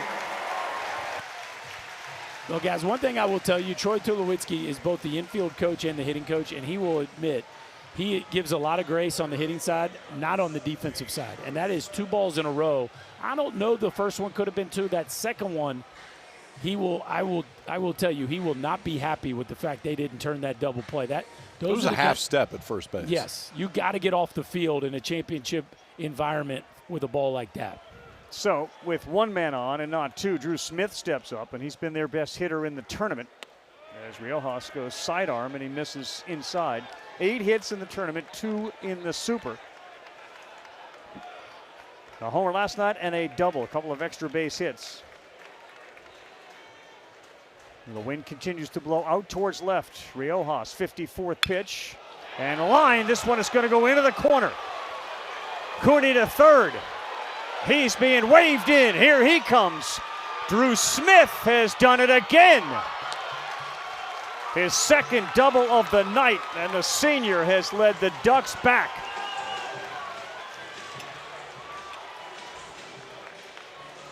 Well, you know that it has entered Drew Smith's mind. This could be the last college game he plays. And he's doing everything he can to make sure that's not the case. You got to break a ball that hangs in the middle of the zone, and he's put 2 really good swings on it so far today. Double out to right center now, double to left center. And this is what Oregon couldn't do last night, is get the hit in big spots, get the hit when guys get on. Now they do it with 2 outs, and that double down the line cuts into the Texas lead, now just 2 runs. How important was that play at second base? You'd have a 1-run game. Jaxa sends one into right field. Smith is being waved in. It's picked up. It's 4-3. Back-to-back clutch hits for the Ducks. Ryan Cooney and Drew Smith. Braden Jatska now has added to it, and it is a 1-run game. I'm not knocking the shift, okay, because there's reasons you do it because of what the entire season tells you. However, twice today it's been balls like this that are not hit hard at all, and it's not for Jaxa, but you can see where Becerra starts up the middle, and this ball's just hitting it's in a spot that you can't get it.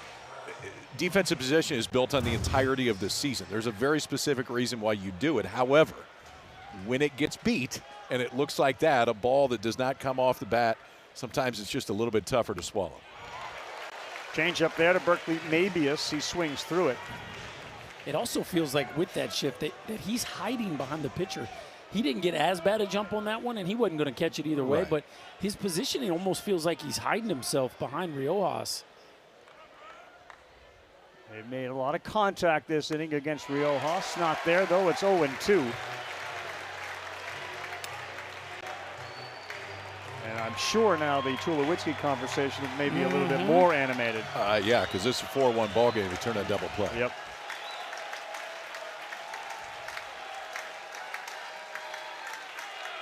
0-2, runner off, throw down, it's a good one, safe. Jaxa, the freshman, steals another one. That's his 7th, and it was a close play. Oregon giving Texas a little bit of its own medicine. Yeah, I think it's the right arm at Jackson. It looks like it gets in there all the way on the outside part of the bag. He just reaches it, gets definitely around the tag. Wow. I think he got a little bit torque, thinking maybe Rodriguez trying to push him off the bag because he popped up right away. Yeah, there's aggressive tag there at the end. Chance to tie it. Can they come up with another big hit? Maybe it's rolls one over. And the flip to Riojas. Hey, the Ducks quack a little bit here in the bottom half of the 3rd. 1 run in the 2nd, 2 more here. We got a brand new ball game.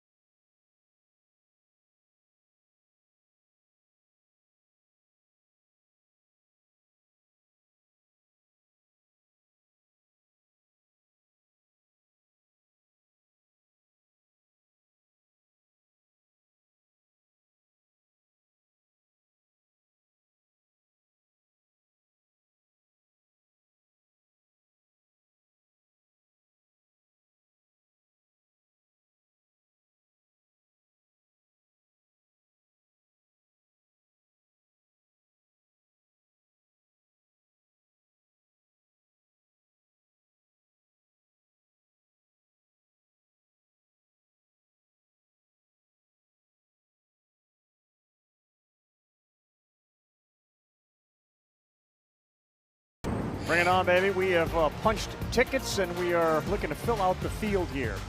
We could conceivably do that tonight. 5 of the 8 have been determined. Omaha, the ultimate destination, or as Jim Schlossnagel puts it, the pearly gates of college baseball. Take a look at the 2 brackets. The left side has West Virginia and Troy on top, North Carolina and Ole Miss. What a game that's going to be. It all starts on Friday. Schedule has yet to be determined. But those 4 teams are going. Ole Miss, last time they were there was 2022. Mike Bianco is going back. Kansas, Oklahoma, Sooners lead there. Alabama leads as well. And Georgia just outlasted Mississippi State. That's really what it felt like in a true dog fight between those 2 teams. Back here feels like a big inning. Casey Borber leads things off for the starting pitcher, Will Sanford. He's about to throw his 80th and has done so with a strike to get ahead.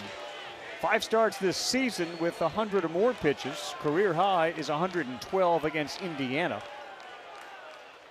And Borba, that one missed away.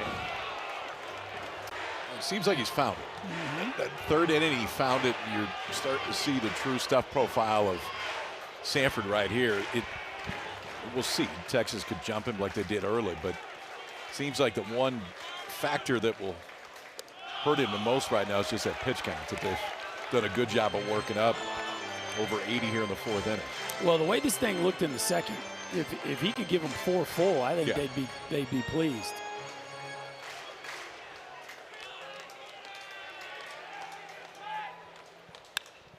Two-one underneath it. This one's hanging up there, giving chase. Oh, off the glove of Smith. What an effort.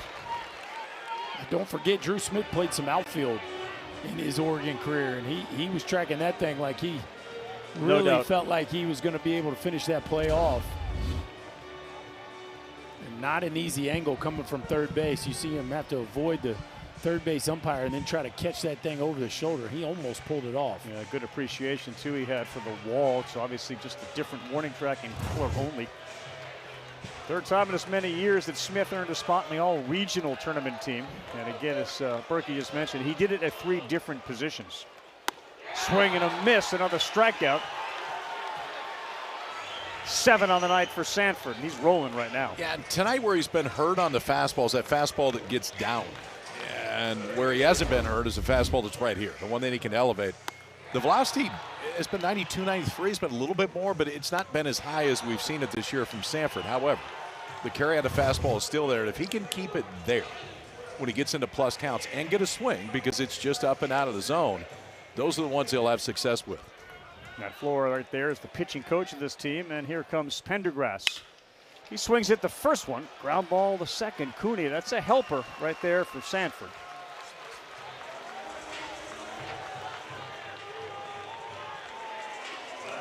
And there are 2 down.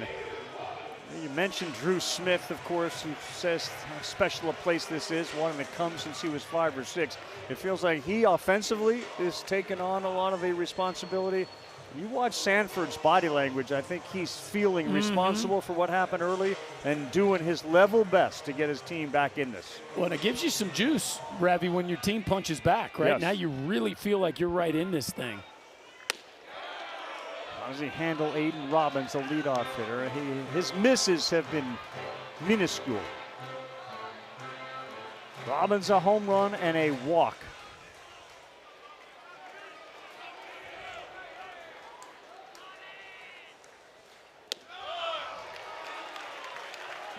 You're looking at 2 major leaguers right here, Sanford and Robbins.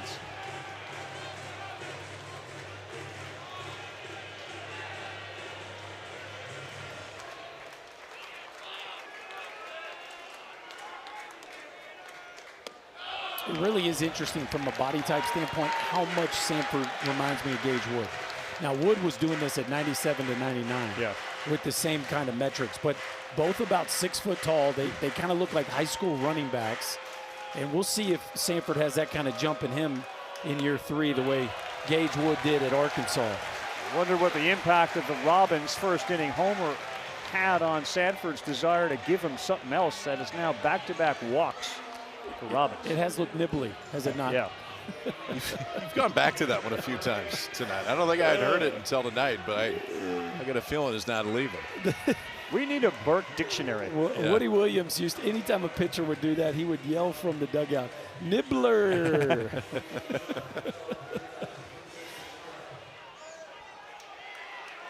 Tinney also with a homer in the first. That's how this game started. Back-to-back blasts from those 2.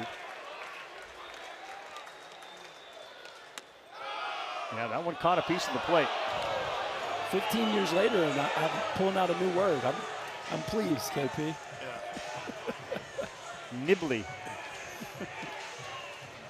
You'll hear it again.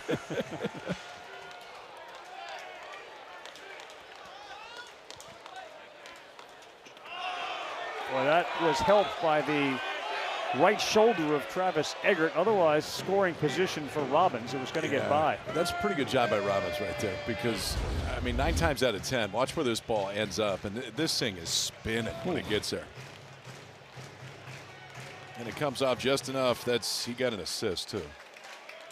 And Robbins Yeah, he thinking just about holds his ground. season. Yep. It hit Travis Eggert, home plate umpire, and that's the only thing that saved it from going to the backstop right there. One thing we've seen with Mabius, you do not want to get caught too far off the base unless you are certain you're going to make it. A magical season for Tinney. 58 RBIs, 22 homers. Ooh, he got one to hit there, and he sent it straight back.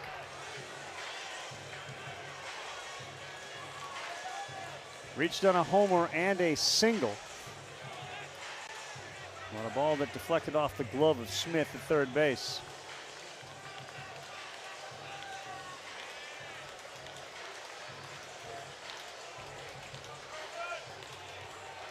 The Notre Dame transfer will not get one before a throw goes over.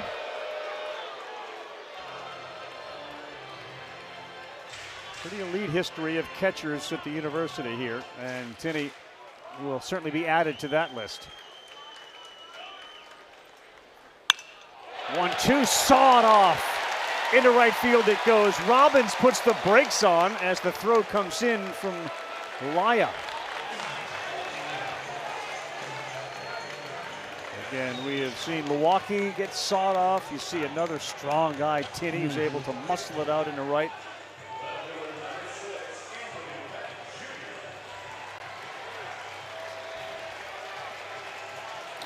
This one right here has got all the makings to be a big-time battle. Yeah. Will Sanford trying to post a 0 here to keep his team in it, and Anthony Pack Jr., who can stack an AB together about as well as anybody in the country.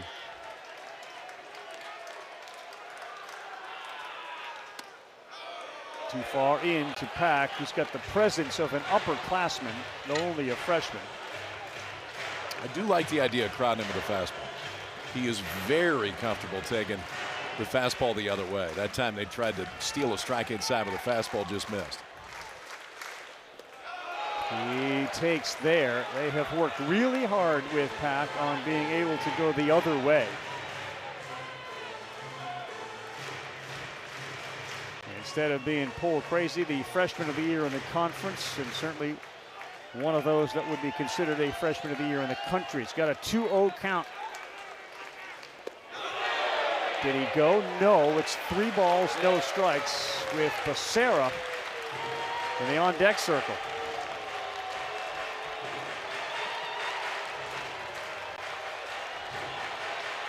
Robbins, who's out there at second base, has been instrumental on the development of Anthony Pack Jr. He was telling us the other day, basically spend every day with Anthony Pack Jr. on the baseball field and then off the baseball field to get to know him, show him the ropes about what it means to be a Longhorn. And that's really more of an upperclassman talking, and somebody who, of course, transferred in, but has embraced the burnt orange. Oh, it felt like the impact had been both ways. I mean, it felt like Anthony Packett had as much impact on Aiden Robbins as the other way around. It just tells you the level of maturity of this young man.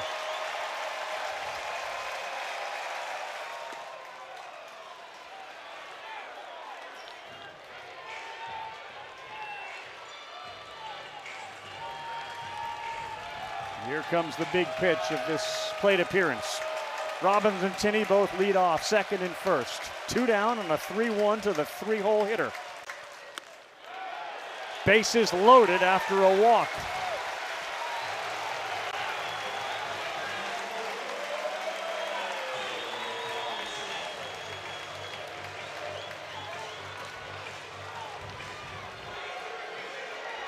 Is there a punchback from the Longhorns after Oregon got 2? And it may not be. Will Sanford throwing the punch. 98 pitches. And one of the filthier relievers, assuming it's Tanner Bradley coming in, will have the challenge of taking on Temo Becerra with the bases loaded.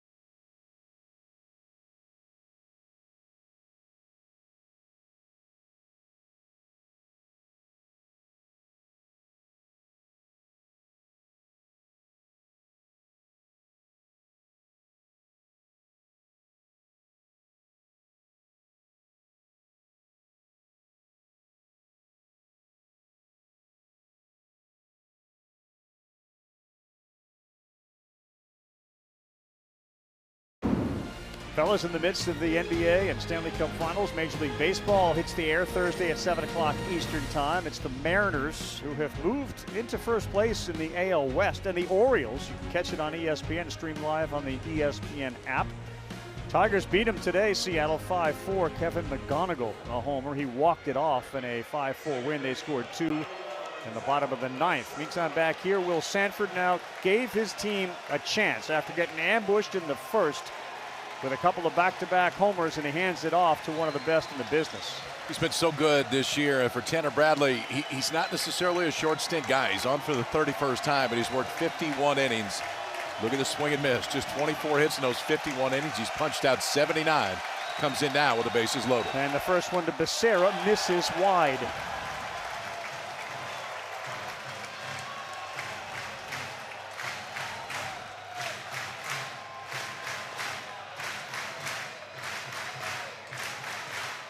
His changeup is the swing and miss go-to pitch. It's 1-0.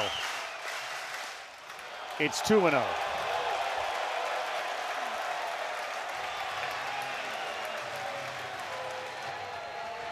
Again, a reminder, the winner, if it's Texas, to Omaha. If it's Oregon, a Game 3, winner take all, go to Omaha tomorrow night. Becerra. 3 balls and no strikes. Same pitch. Yeah, a little amped up right there. You're going to throw a 2-0 breaking ball. You got to throw with the intent in the zone. That looked like he was trying to get a chase. Think they're into it, boys?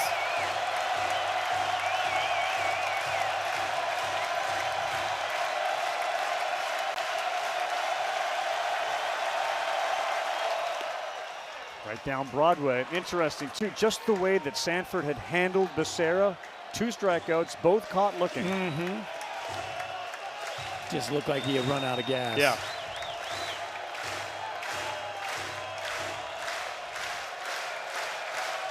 Tanner Bradley, 3-1.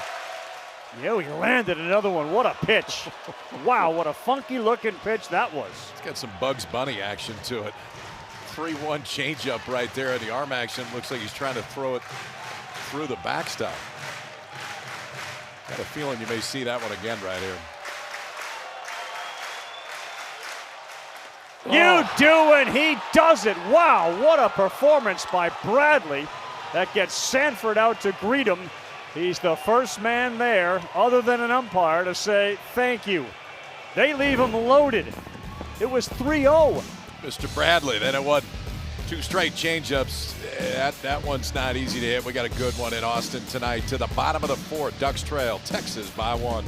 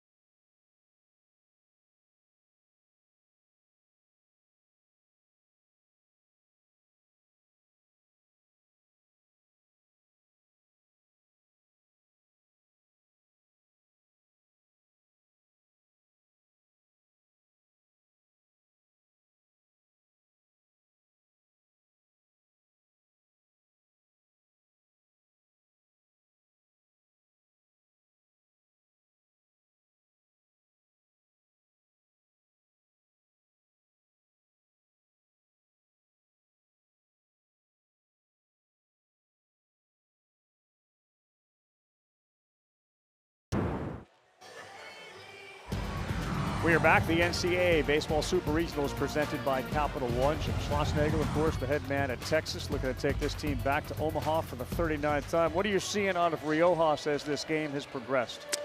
He's left a few balls up, and then we've had some balls that just beat the positioning we were in, which really stinks. But sometimes you get those right, and sometimes it works the other way.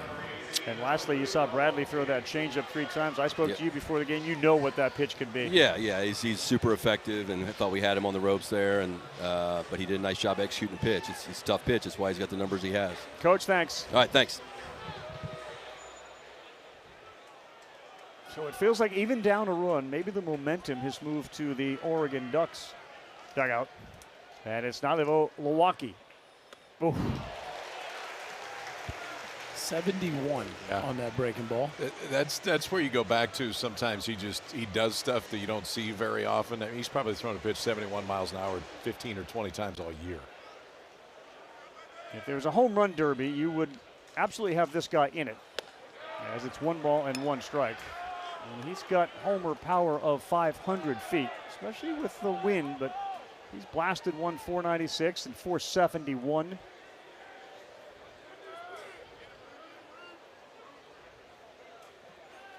I think Milwaukee and Tenney we could have some fun watching those two go back and forth. As far as exit velocities, you get 2 of the top 5 guys in the country here in this ball game with Milwaukee and Tenney.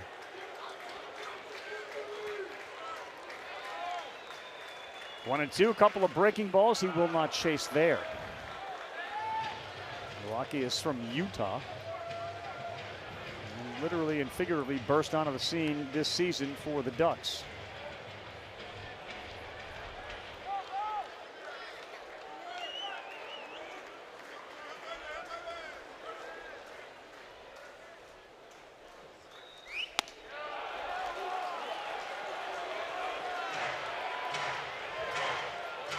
His fiance, Brinley Peterson, is in the stands there, kind of anxiously watching. Will be out of her seat if he can get a hold of one. 3-2, lifted, foul. And this one is drifting after a look from Larson into the seats. Well, it's a fascinating hitter to watch operate, and I think probably pretty tricky to call pitches against because it's hard to tell what he's on. You feel like you can fool him, and then he hits the ball 400 feet, and you're just not sure. Well, especially when you get to 3-2, because the chase is there. But it's 7 walks, 56 strikeouts this year. But at 3-2, you got to operate a little bit differently. Chase the cheddar up top, and he is gone as Milwaukee retired for the first time. He had 7 homers in his last 12 games. That's what's got him this year, is when he makes contact, it's as loud as anybody. But there is a lot of swing and miss and a lot of chase. This is ball 4. It's definitely a fastball up and out of the zone, but Riojas takes advantage of that aggressiveness at the plate and gets a strikeout here to start the 4th. Maddox Maloney is the shortstop, and he bats 8th. Brooks, the center fielder, on deck. That's hit, line drive caught by Borba at 3rd. A rocket at 102 miles an hour. And the hot corner third baseman Borba was ready. Ruger smiling there. That's one he knows he kind of stole one. Some loud contact here off the bat of Maloney, and Borba, great job being in a low position, athletic spot to start from so that you can make that crossover move and make that play, save your pitcher a 1-out base hit. 2 down for Brooks. The frame job by Tenney did not work with Travis Eggert behind the plate. 1 ball, no strikes.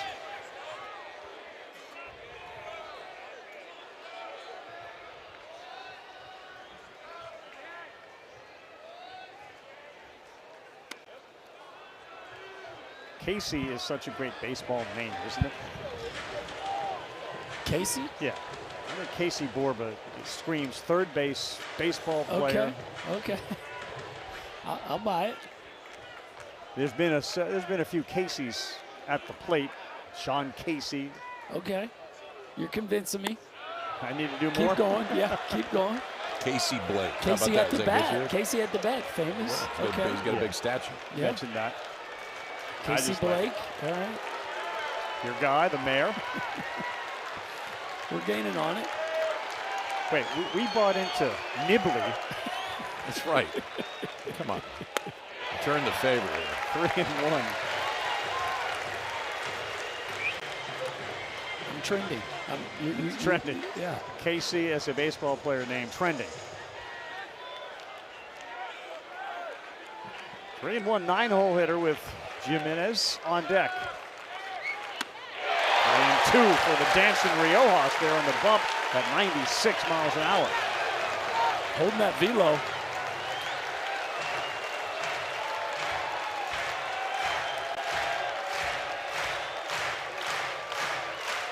Crowd trying to help Ruger Riojas. And he missed inside. Walking the 9-hole hitter, Jack Brooks. Well, you're also walking the best base steal on this Oregon team. We talked as a club, they don't run a ton, but nobody runs more than Brooks. He's 16 of 19 this year in stolen bases.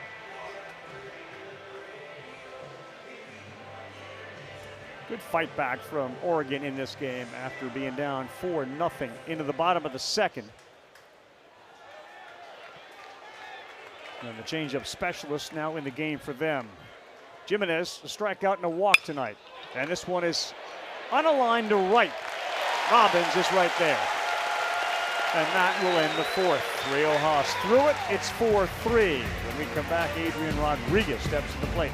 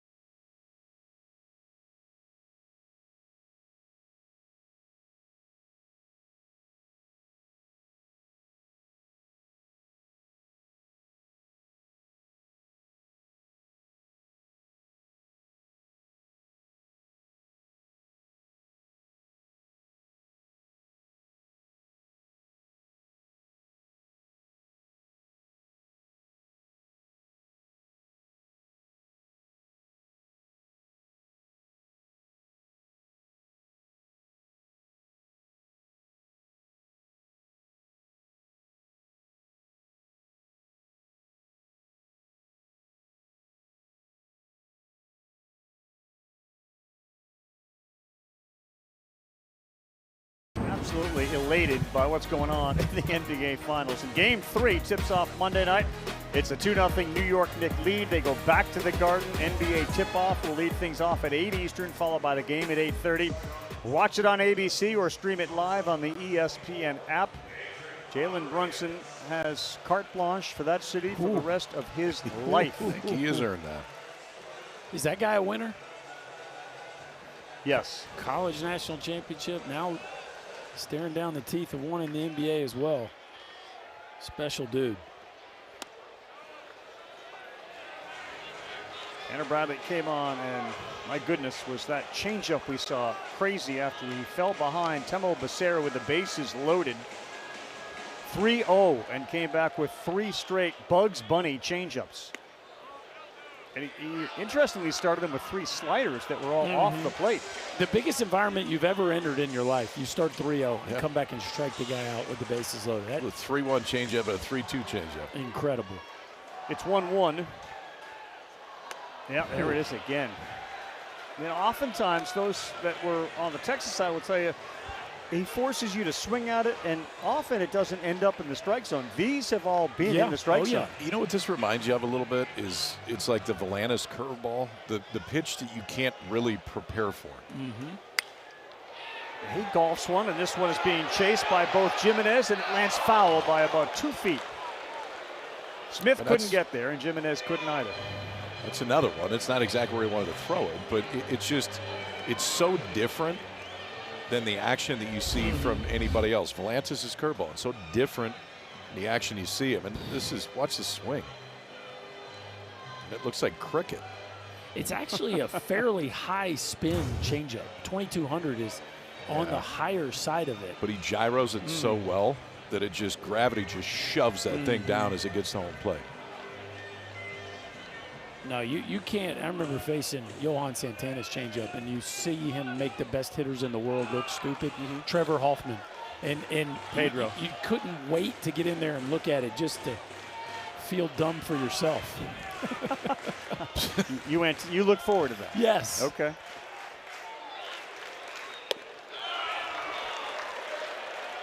Now, when you're this age, you think, wait till I face him, I'm going to hit it off the wall. When you get older, you go, well, if he's making that guy look dumb, then I don't have much of a chance. But let's have fun.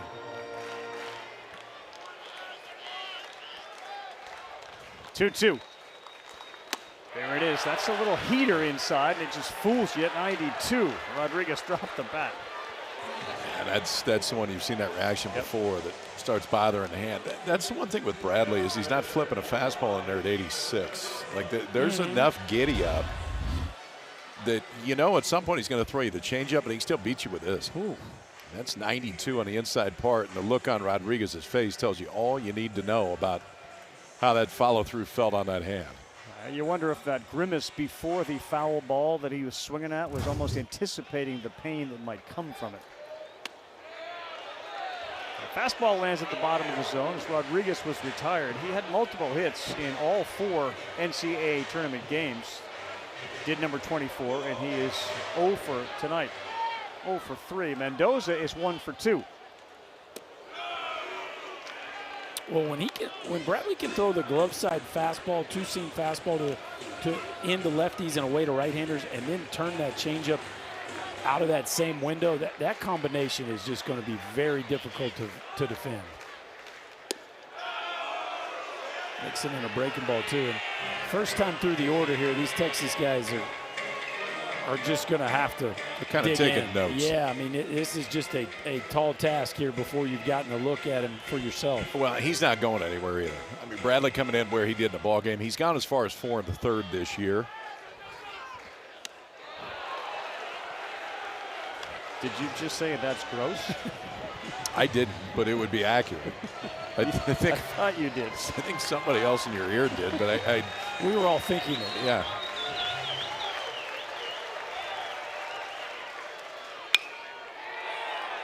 Weak contact. Jimenez, late jump. He's now there, and he makes the play. Sanford started it, handed it over to Bradley, and he has retired all 3 that he has faced.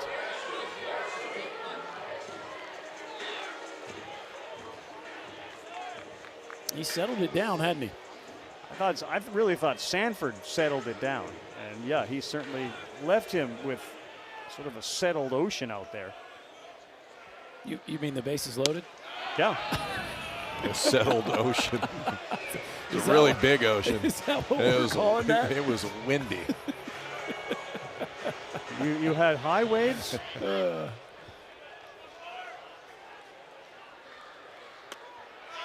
one missed off. What would Tulo or anyone else tell the hitters about having to deal with this? Well, the first thing you try to do is comp him to somebody after you've watched a bunch of reps about it. Try to find somebody that these guys have seen that you would comp him to.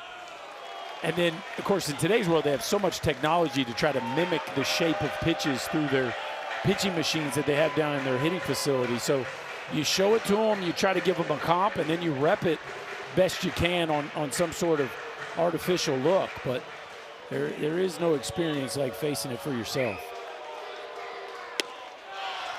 That's a 4-pitch walk to Ashton Larson, a rare one. A lot of times with change-up pitchers, they will encourage the hitter to move up in the box and try to get it before it dives. Is that an appropriate approach? It's not a bad idea. Yeah, to try to make him feel comfortable and shorten your time you would need to wait. There are very few hitters, though, that actually feel comfortable changing their position in the box. Casey Borb has been comfortable in the box with his power this season. That one nearly got him. Of course, the mic drop on Casey's in baseball is Casey Stengel. There we go. And now you're winning. on board. You're winning.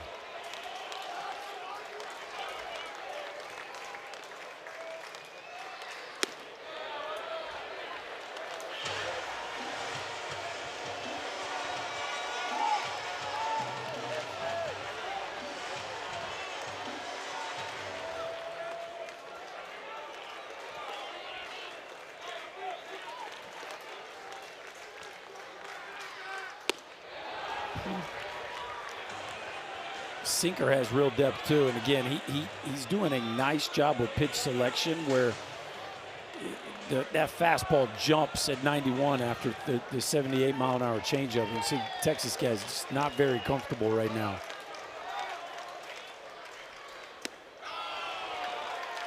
He missed badly there. It's a 4-3 game in the top of the 5th. All the high leverage arms, including Bradley, available. Texas has some questions about the bridge to Cozart. It doesn't appear as if their lefty specialist, Hayden LeFew, is available. And that may make things even more challenging for Texas as we get later in this game. Wow, way wide there. Yeah, these are nervy decisions here. One-run game. You're playing to go to Omaha, and your margin is nothing. You got to fire your best bullets to try to hold on to this lead. But if it doesn't go your way, you're left pretty thin for a game 3. Got him on the shoulder, and he looks back out. He's talking to Bradley, is Borba. Home plate umpire, Travis Eggert.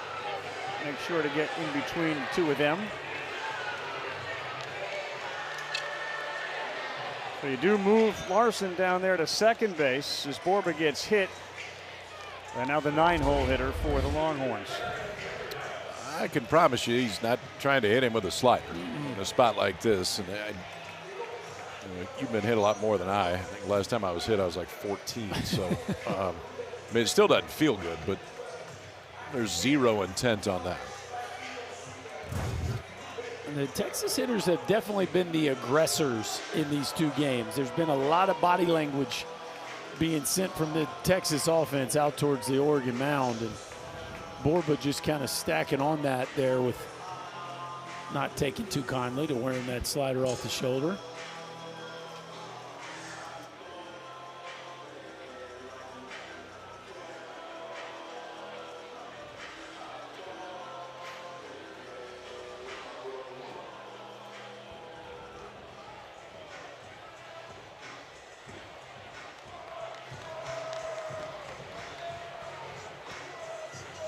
Darian Pendergrass coming up right now. The last at bat, he swung at the first pitch and had been pretty patient up to that point. Worked a couple walks, was hit last night, walked earlier today. What are the odds he swings at the first one here, KP? You know what Blutarski's GPA was in Animal House? 0.0. There's your odds. All right.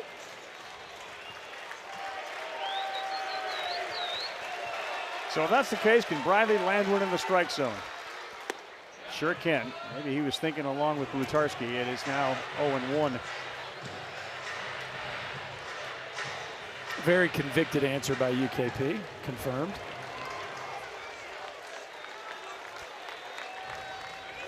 Pendergrass looking to do something special as he steps in with a .242 average and watches one miss away.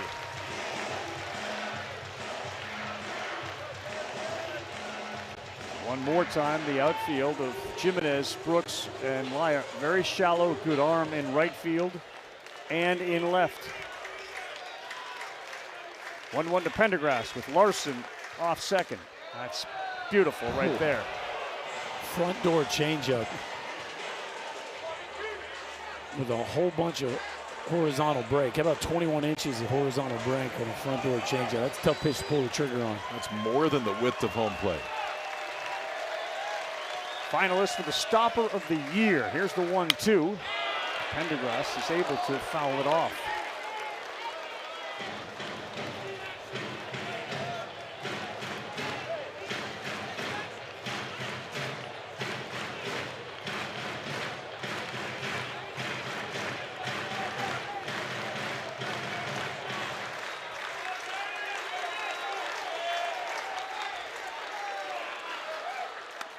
That's off, 2-2.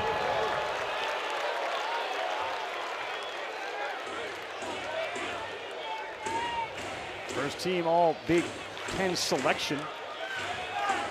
He and Drew Smith. 1.83 ERA, 26 games, 69 strikeouts. The 2-2, he stays with it. Pendergrass put together a pretty nice AB right here. And you just feel like the deeper it goes, the better chance you have against that changeup. He's now seen about 3 of them here in this at-bat. Still hasn't been quite on time, but at least recognizing it enough to fight it off.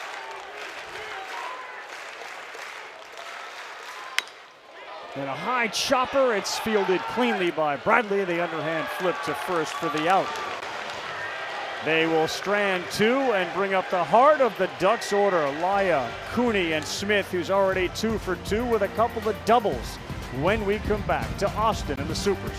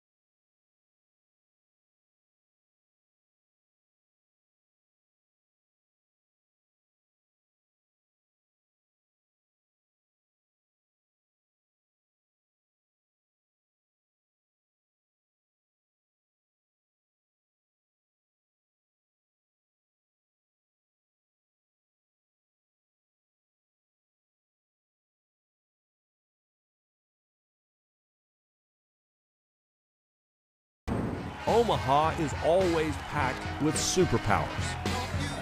But nearly every year, there's also a party crasher. What a shot!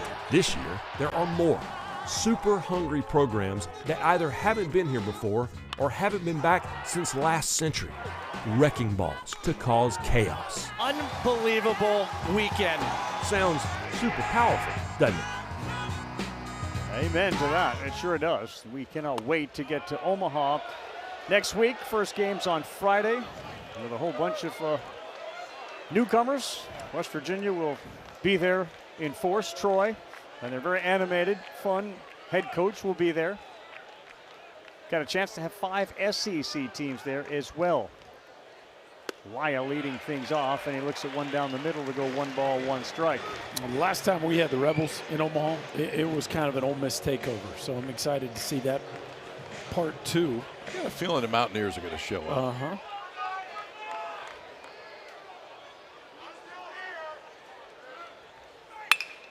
Back up the middle, off of him. It's going to be a very tough play, and they throw to first. Safe. Good effort by Rodriguez. That one dinged off of Riojas, and in the end, it ends up being a leadoff single for Angel Laya. Rodriguez did all he could possibly do to try to finish that one off. Looks like it catches Ruger in the backside there, maybe on the thigh actually. And Rodriguez does a nice job of taking a sharp angle and bare hand and throw all in one motion. That right foot down and rip it. Just a really nice play, but the length of Laya beats it by a half step. Leadoff man aboard in a 1-run game. Texas wins, they go to Omaha. Oregon can force a game 3 tomorrow. Ryan Cooney's hit the ball on the ground a couple of times, so he squares and pulls back and lines it over the shortstop's head. Good piece of hitting by Ryan Cooney, and the Ducks got something cooking here in the bottom of the 5th. It's a lost art. We just don't see this very much, but they were working on an MVP first all 3 days. We had the first round for every hitter. This is their first 3 swings is what you call a slash. You're going to square to bunt, pull it back all in one motion, and you're going to, any strike, you're going to try to put that thing in play. And it's amazing how that move will help a hitter really shorten their entire path. So you see the defense shift. Yeah. And it didn't matter because it's a rocket to the gap, but Boy, it's been a minute since we seen a well-executed And slash. Smith does it, and he almost got hit. He got out of the way.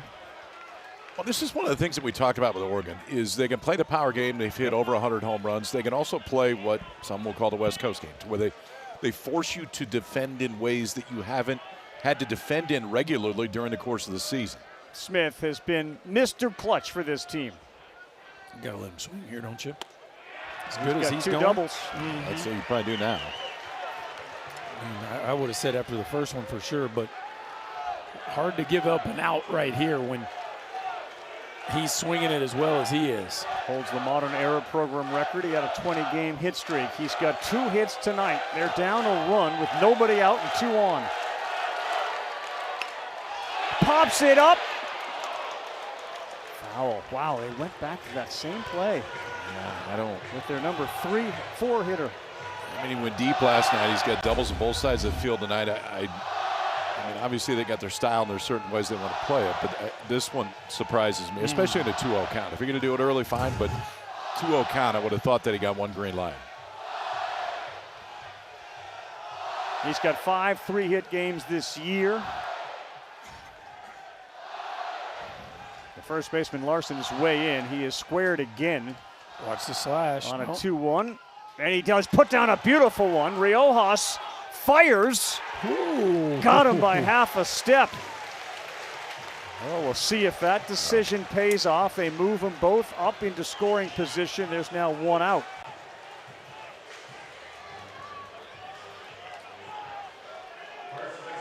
Riojas, probably the most athletic pitcher that Texas has, and if it's not him out there based on where that bunt was placed by Smith, it's bases loaded, nobody out for Oregon. That was well done.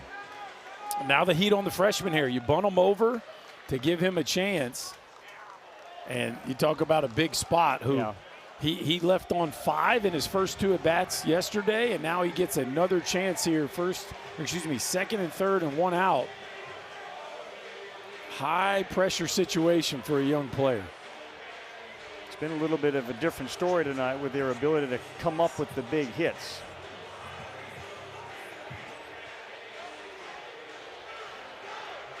Last night they left 17 men on. It didn't feel as if there was a possibility they would do that again. Ethan Walker, the left-hander, was up and starting to throw in that Texas bullpen.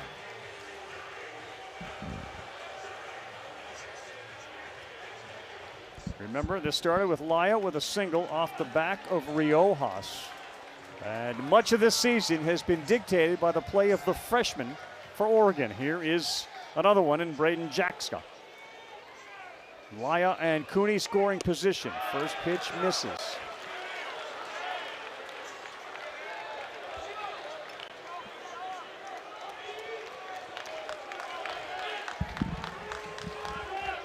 Considered a top prospect in the majors.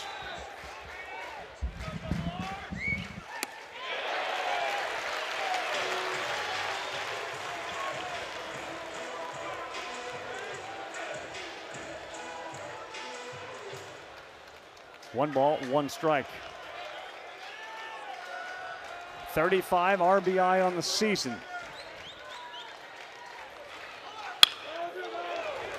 Hung up there. But it's 1-2. That was that slow one again. It's the second time he's thrown it today. That one at 71, a pitch after the fastball came in at 94. Now a big spot for the freshman in a 2-strike count. He's the first baseman. Kylie McDaniel, our scouting expert, draft expert, said the best prospect on the team because he can catch long term. 1-2, will not chase. Good take right there. That was the firmer breaking ball.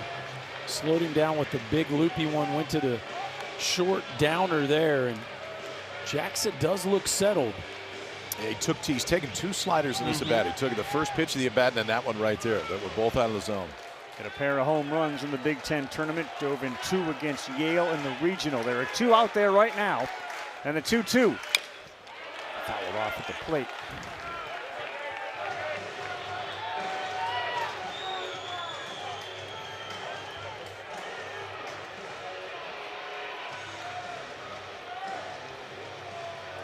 Another super regional and a super ball game as we are in the bottom of the 5th.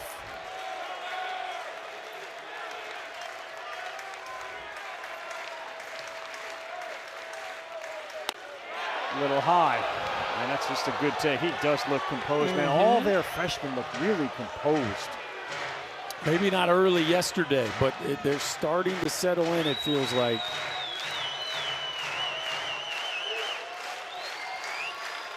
'89th pitch of the evening for Ruger Riojas. Those are some really good takes, man. Really good takes, and that was one he hadn't seen a whole at bat.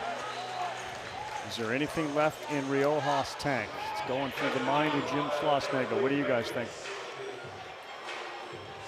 Well, if you had LeFew here, this is where you'd insert him, and they don't. So do you feel like Riojas at 90 pitches has more in the tank than Ethan Walker? It looks like Luke Harrison isn't an option currently, so I would stay here.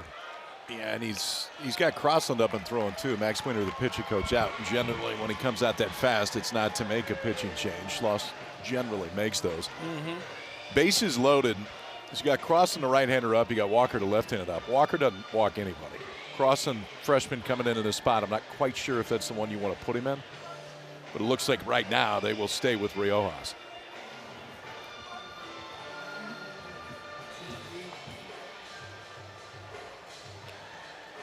Chance for Riojas to get a little breather.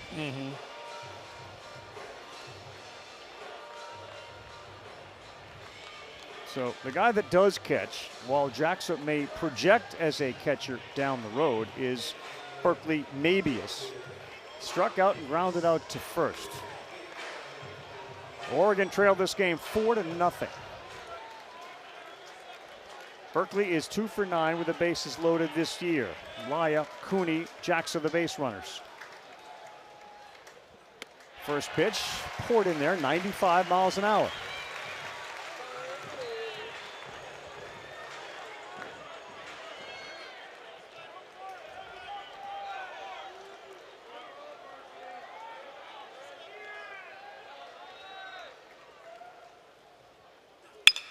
Berkeley on the ground. It's going to bring in the run to tie the game. They get the out at first base as Larson held onto it, but it's a brand new ball game on Berkeley Mabius' ground out to second to tie it.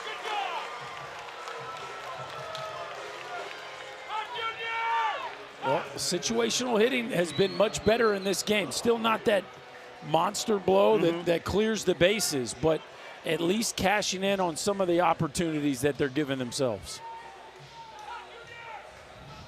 Well, speaking of freshmen, what an opportunity for Nalivo Lewacki.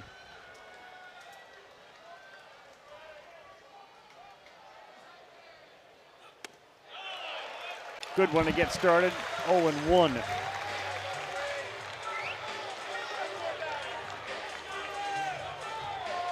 The inability to drive in the runs last night, still 5 of their 7 runs in the Supers have come with 2 outs.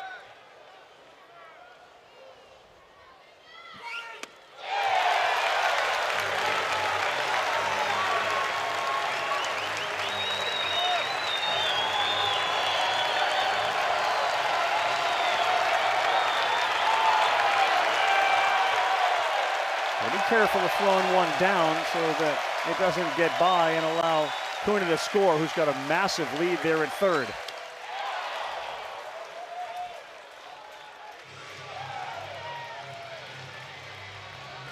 Again, Friendly Peterson, fiance of the man at the plate, Nalivo Lewacki.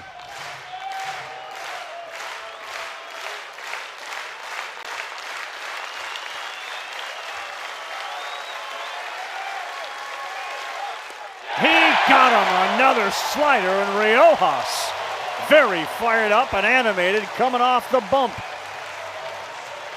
Boys, we got one here tonight. We are through 5, and the Ducks have fought their way back. Boy, you need your dude to make a big pitch to get off the field. A tight breaking ball. Milwaukee comes up empty, and we got ourselves a tie one headed to the 6th.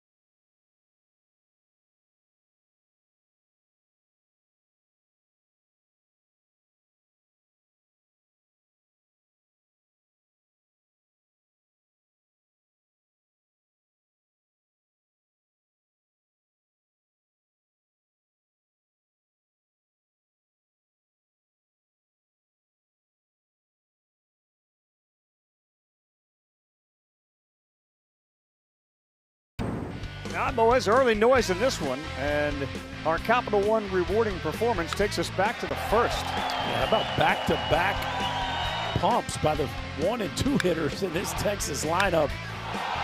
Tenney off the right center field scoreboard, Robbins into the left field seats, and a big statement made early in this ball game where in the second inning it looked like Texas was going to roll again, and since then Oregon has punched back. We witnessed history tonight, and we're witnessing now those same two to lead off the inning, and that first pitch from Bradley is in there for a strike to Robbins. You get ahead, and all of a sudden you introduce that challenging changeup of his. 0-1. Up a little bit, and he missed. So in some ways, they bunt Smith, they move the runners up, they get the run to tie the game. But in effect, he took the bat out of Drew Smith's hands, and he was 2 for 2 with a couple of doubles. Inside. I think a lot of why I didn't like it was the time of the game.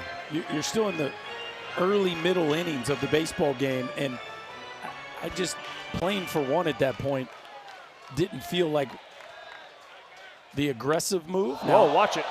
Changed up, sends the bat all the way down and almost into the seats. This is what you get with Bugs Bunny changeups. What I'd like is, I mean, we get every other rating. I want a TrackMan rating on distance right here, because this may be as far as I've ever seen a bat fly. How about the exit velo on it? What do you think? That's a fair one. I mean, it's got to be, that's 150 feet. He just threw the bat at least. That's how far I want to throw my wedge today at one point. But back to the bunt. I just think are we playing for one? Do we think we can get 3? To be fair, though, it'd be guys on second and third. I mean, the position they were in, it'd be guys on second and third. So a base hit does score 2. Correct. Yeah, good point. He got him. Boy, that filthy changeup sends Robbins back for the first time tonight. I think the other part of that conversation has to do with how we feel with who they have on the mound the rest of the way and who we have on the mound the rest of the way. Definitely a lot of factors that go into play there. But I think Waz he wanted to get this game tied up and was willing to sacrifice his best hitter to do it. And ultimately that move paid off. But that's the kinds of chess these guys are playing as these games unfold. Timmy turns away from the first one.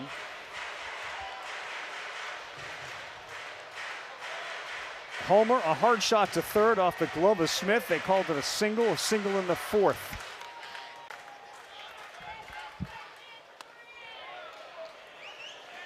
I am interested to see the second time the Texas hitters have seen Bradley. If there's an adjustment to what this is, because you can go back and tell everybody anything you want, but it's not going to be the same until everybody's seen it. And Becerra was first, correct? Yes. Timo Becerra was first. And he struck him out. Remember the waves and the water? Oh, I do. Bases loaded? I do. Yeah. That easy situation. Comfortable ocean. Will Sanford left him. I think Bradley's comfortable in most situations on the mound. Because of that. Back-to-back punchies of Robbins and Tenney. 4th strikeout since he came in. Okay, so often the swings of the hitter tells you how good the stuff is. It's pretty straightforward. Here's the swings of the hitter against the changeup. It's Becerra on the swing and miss. It's a cricket shot to left. All the way out in front of it. And then just the last two from 2 of the best hitters. Aiden Robbins threw his bat 150 feet on a changeup, and then he struck him out the next pitch with it. Then he just got Tenney. It is, from a swing and miss standpoint with the pitch, Pack just got hit. I mean, it's as good a changeup as there is in the country. But again, he's going to be out there a while. He's gone 4 1/3 this year. I would assume that they get Bell up at some point. He probably follows him, but they're going to have to knock him out of the ball game before Waz goes and gets him tonight. And rightfully so. 69 pitches, 4 1/3, as you mentioned. That was against Arizona back on the 27th of February. Got to believe with a changeup coming in at the speed it will, and Pack now on the bases. He'll try to create something to score a run. But Berkeley Mabius has been locked down behind the plate. This is a ground ball to short, fielded cleanly, and a one pitch out of Temo Becerra. Second time he saw him. He struck out and grounded out. 4-4, bottom 6 coming up.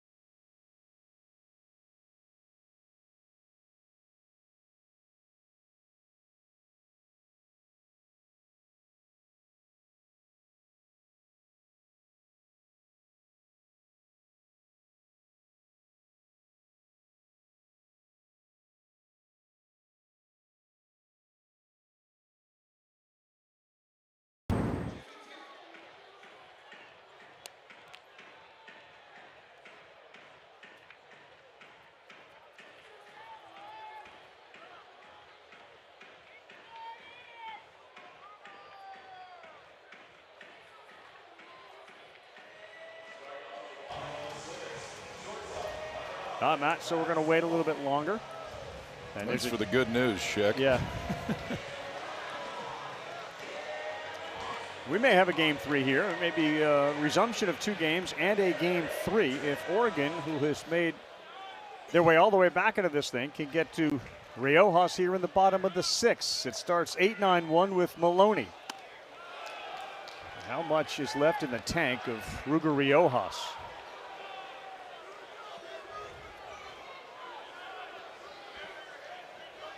In a tie game, Harrison is obviously not an option. In a 1 or 2 run game, may not have been an option. Would be available to pitch tomorrow. 94, and he swung through it. Does the game being tied make it easier to manage for Schloss or harder at this point?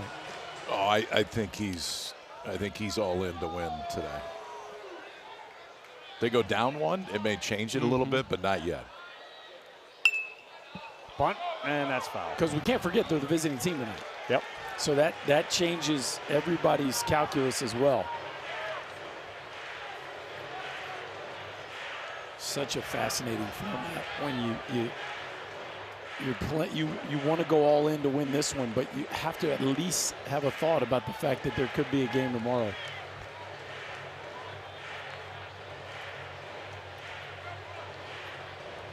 We have the resumption of those games tomorrow at noon and 1. If there's a game 3 in this series, it'll be tomorrow night at 8 Eastern, 7 local, and it can be seen on ESPN2.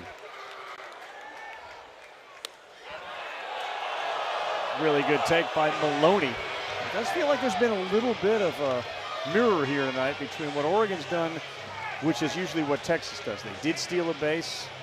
They've been a little more patient at the plate. Riojas isn't getting the chase, I don't think, that he's used to. And 2-2, and he pulled it wide, 3-2. Well, he's certainly not getting the chase that Volantis did, and that just shows you how different that breaking ball is. That was an interesting conversation with a variety of different coaches on the Oregon staff about what Volantis did last night.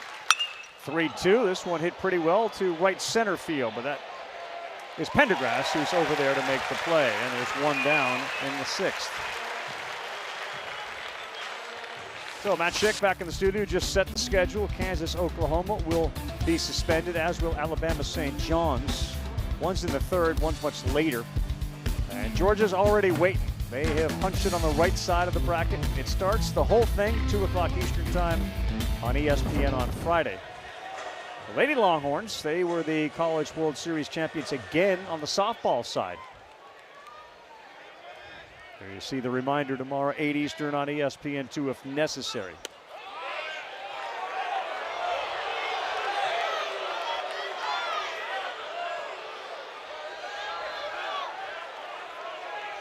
He's over 100 pitches, fellas. This is the 4th game he has done that.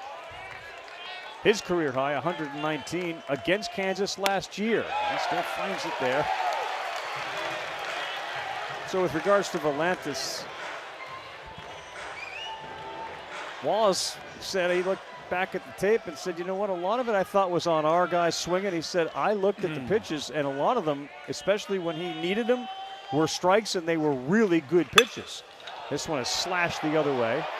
Meantime, you talk to hitting coaches who say, no, we expanded the zone. So Wallace was given credit to Volantis for coming up with a big pitch when he needed it. And then there was a little difference in opinion.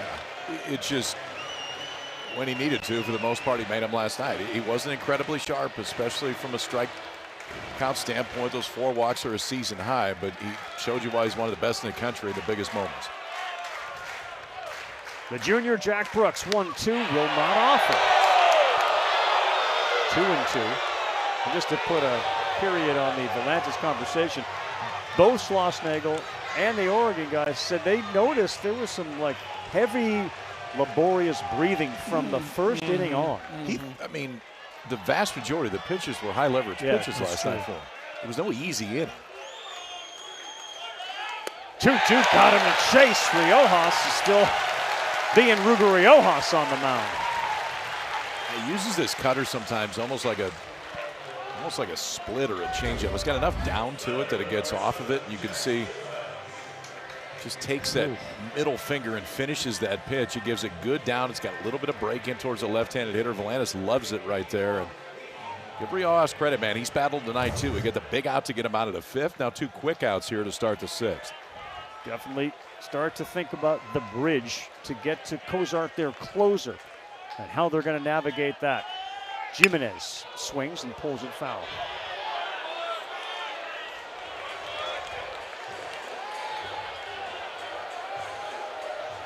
It's slowly trickling down off the roof in right field, and I'm not sure anyone notices it. Now it has fallen down, and we got a souvenir for somebody. 108th pitch.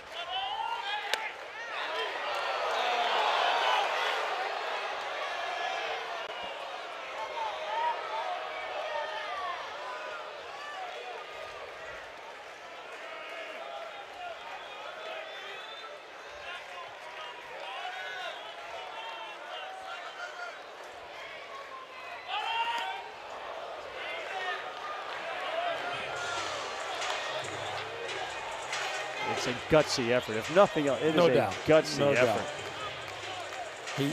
It's funny. He's kind of gone in and out of really being sharp and then looking a little wobbly. But you're right. If he gives them 6 full with 4 runs, I think you'd be pleased if you were Jim Schlossnagle. Especially with a short-handed pen.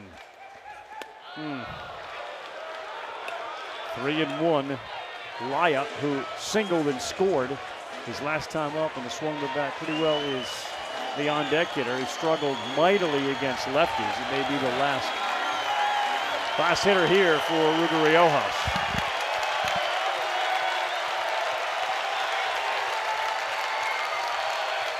Can he deliver one here?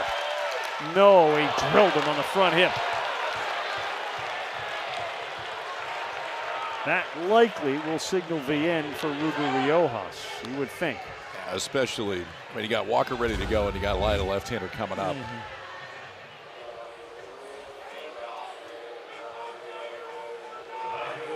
There's a little movement there, but that feels like he's just turning to me. Texas didn't dispute it. And here comes Jim Schlossnagle. They're going to go to the lefty. They needed length, and Ruger Riojas gave him 111 pitches.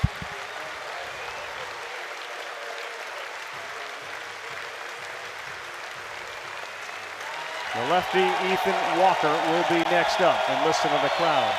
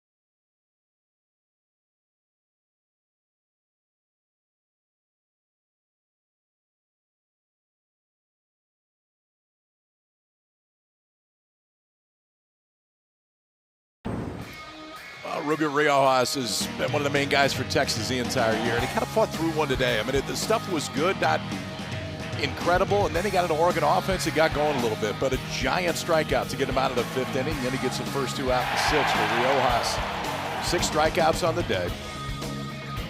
Showed you 6, 7 different pitches if you include when he dropped down to a different arm angle. And you know, it's those days that maybe you don't have your best stuff, but ultimately you work into the 6th inning, really give your ball club a chance to come out ahead. But Texas will go left on left right here. Ethan Walker, the lefty, comes in. One thing to watch here is the stuff profile is vastly different than what we saw yesterday from Valanis. It's a mid-80s fastball and that sweeper breaking ball to lefties. It was one of the questions coming into the Supers. How does this bullpen navigate? And they struggled a little bit in their regional against UCSB, especially late.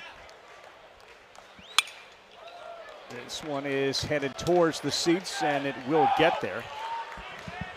Hayden LeFew couldn't throw a strike. Brett Crossland, he struggled as well. Sam Cozart, he was a little shaky in that game against UCSB.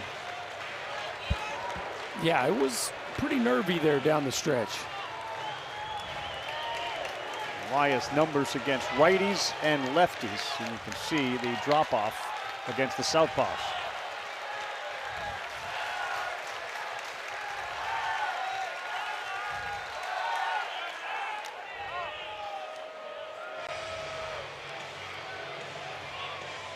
What's interesting about Walker, his best pitch really is his sinker. But you can see he does have the ability to drop down and get a little more sweep to that slider, especially versus lefties. Temo Becerra into shallow right field as the second baseman on the 0-2. No.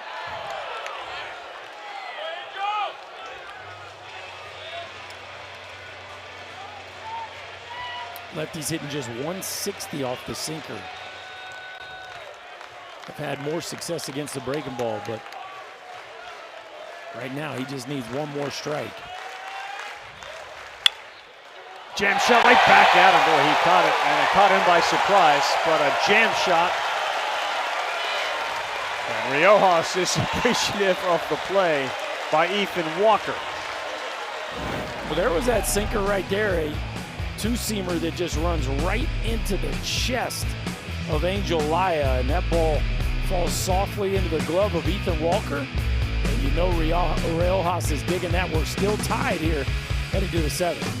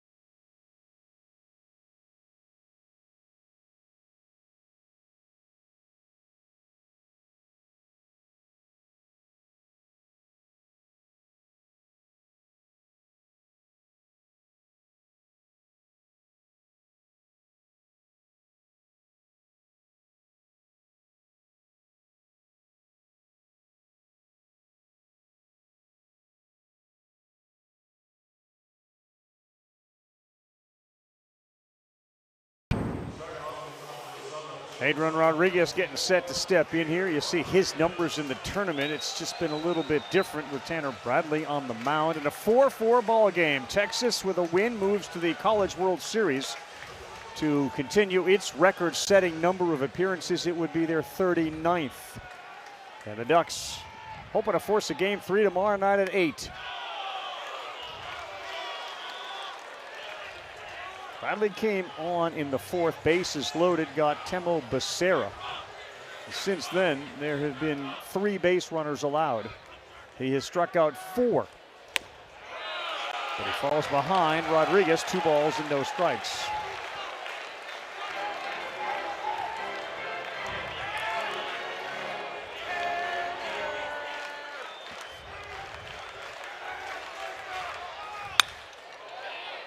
Rodriguez sends it to the seats. The other 2 bullpen arms that they likely will use would be Devin Bell, the righty, Toby Twist, the lefty, who's made 19 appearances with a 4-0 mark in 40 innings, 50 strikeouts. And that is the lefty.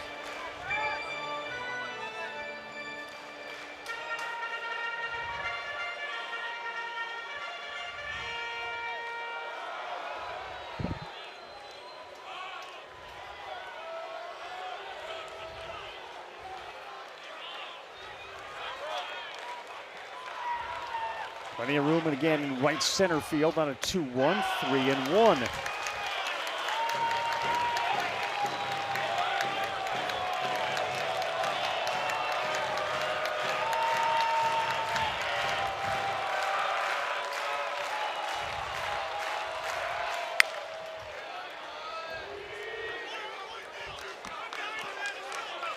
It really is remarkable. You look at Tanner Bradley's numbers throughout the year. 53 innings, 24 hits. Amongst qualified pitchers, he leads the Big Ten in batting average against and hits allowed. I mean, it's just nearly impossible to square this dude up. 3-2, it's looked like it almost was a mistimed jump by Maloney. And a big wide turn, but Rodriguez, by standards, squared him up. Almost squaring him up at 98 miles an hour. It looked like Maloney almost overjumped this one, guys. Yeah, I thought he was going to catch it when he went up. Little two-seamer running away from him. Good Just piece. a beautiful piece. And it looks like Maloney gets up plenty high enough to catch it. It hit his glove. And it went off his glove. Yeah, it looks like he almost overjumps it, catches him off the thumb. Base runner on, and Rodriguez 13 steals. Gets his foot on the green, doesn't go. And the bunt is foul. Was he still in the box? You can see Berkeley maybe is saying no. The question I asked Berkey during the break, given how hard it is to square him up, do you ever consider maybe bunting? Do you push one? Well, to me, the changeup would be easier for the lefties to bunt because that thing's fading away from them. They can get their nose down, soften it up the third base line. For the righties, I think the breaking ball that Mendoza got right there, that is actually the best pitch to bunt. He just topped it.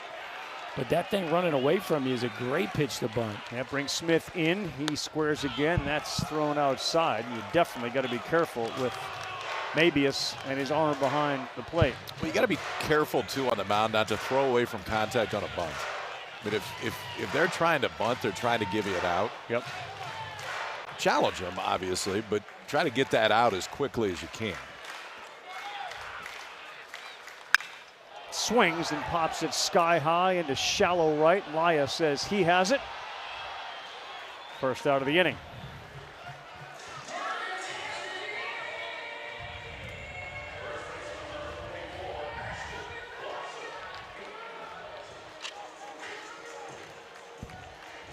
Yeah, the wheels are spinning in both the coaches' heads right now. In a 4-4 game, with the effectiveness of Bradley, with another arm out there, if you win tonight, you play tomorrow night at 8 o'clock. Mabius found himself surprised he had that ball in his glove. It's 1-0 to Ashton Larson. He's had a good night. Single scored. He also walked in the 5th.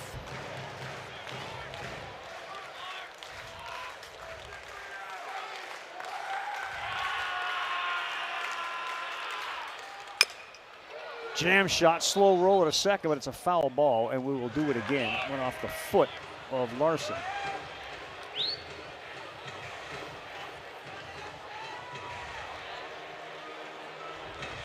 At 98 off the basket of Rodriguez, given how difficult it is to make good contact, does feel like a rocket.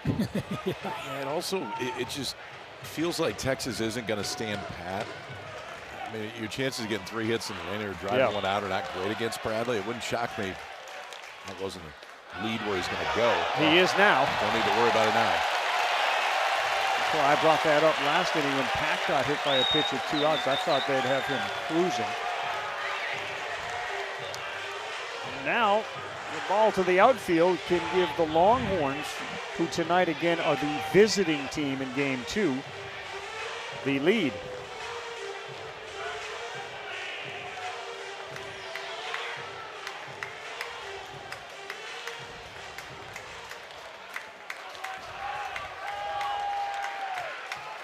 Ashton Larson, the junior, with a chance ahead 2-1.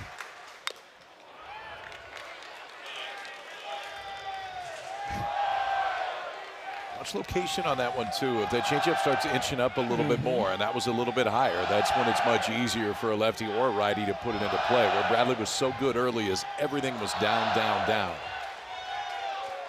Larson has managed 1 homer this season. The outfield is shallow, hoping a ball in front of him. They'd be able to cut down Rodriguez at home.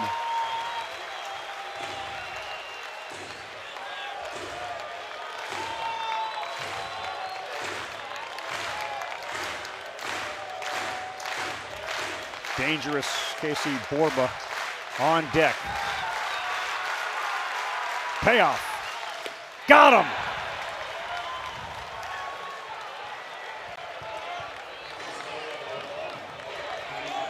Showed him a few different things tonight in big spots.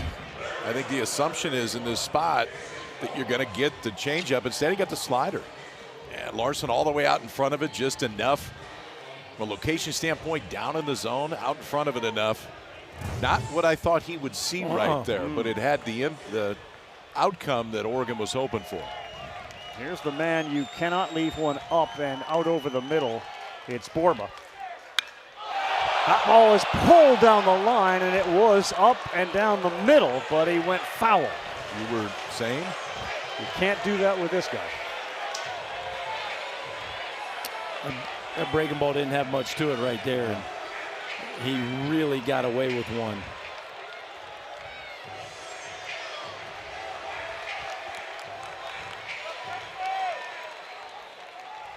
Two strikeouts, and then he got drilled by a pitch. He steps in with 18 homers.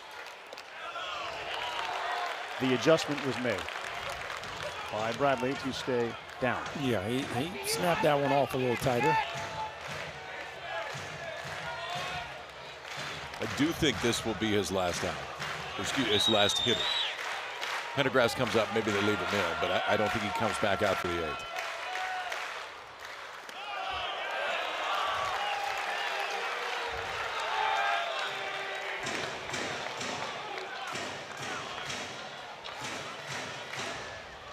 Texas team that has averaged 13 runs a game in the tournament.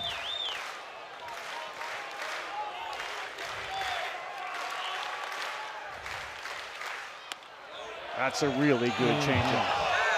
You almost, in a Bugs Bunny world, you almost can see that thing slow down halfway to the plate. It's like it stops, kind of waves at you, and then it starts coming again. Well, I think the hitters give up on it a little bit, too. That thing's starting a good 6-8 inches off the plate.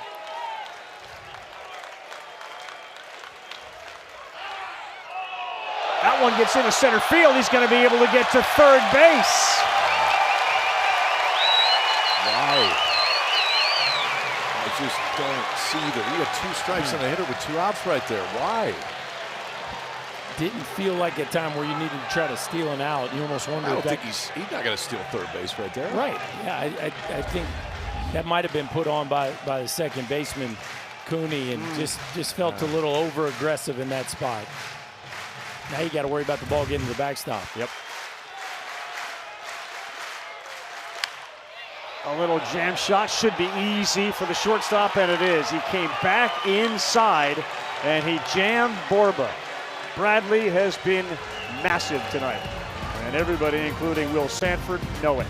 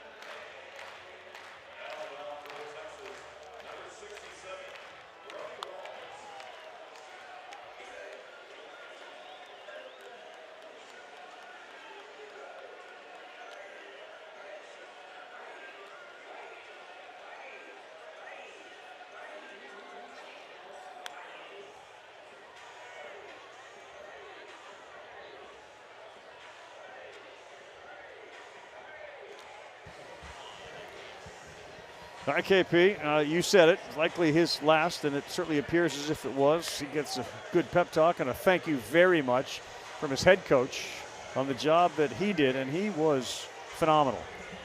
He was outstanding. It felt like you could see the fatigue was there, and that always becomes, I think, the difficult question in the dugout is, okay, when he was out there in the first, like, he looked like he could get anybody in the world out. But the longer he's out there, there's some fatigue, and you want to get him out of there before fatigue costs you the ball game. So I think maybe you got away with one to Borba. Yeah. And it's like, okay, we're good now. Interesting move here by Texas. They go to Brody Walsh for the second day in a row. Walsh came in yesterday with 2 innings, 35 pitches. Crossan was up. Obviously, Cozart would be ready to go. I would also assume Harrison is hot tonight, just in case. But a tough spot for Walsh. It was good last night, don't get me wrong. He was fine. He only gave up 1 hit in 2 innings. But not the arm that I thought would come trotting out of the Texas bullpen. Well, this is the perfect example where we talked about the difference between being all in or up 4-3 or tied 4-4, and you're the visitor. There is zero chance if they were up 4-3 that we see Brody Walsh right here in the bottom of the 7th. He got to get through 2, 3, and 4 here, or excuse me, 3, 4, and 5 here, boys. Cooney will lead things off. Swing and a miss at the first one at 95. It's on the upper left-hand corner as we have had 5 tickets punched, 2 games suspended, and of course our game here tonight. Texas wins. They punch their ticket to Omaha. Watch it. And if Oregon wins, there will be a game 3 tomorrow night at 8 o'clock Eastern time. Ducks haven't been there since 1954. And in spite of the 2 home runs, the thing has gone as scripted for them since then. They have crawled back to tie this up at 4. And that one missed badly from Walls. It's 2 balls and a strike. Fastball, cutter, slider primarily for Walls, and it's a fastball you've already seen can be well into the mid-90s.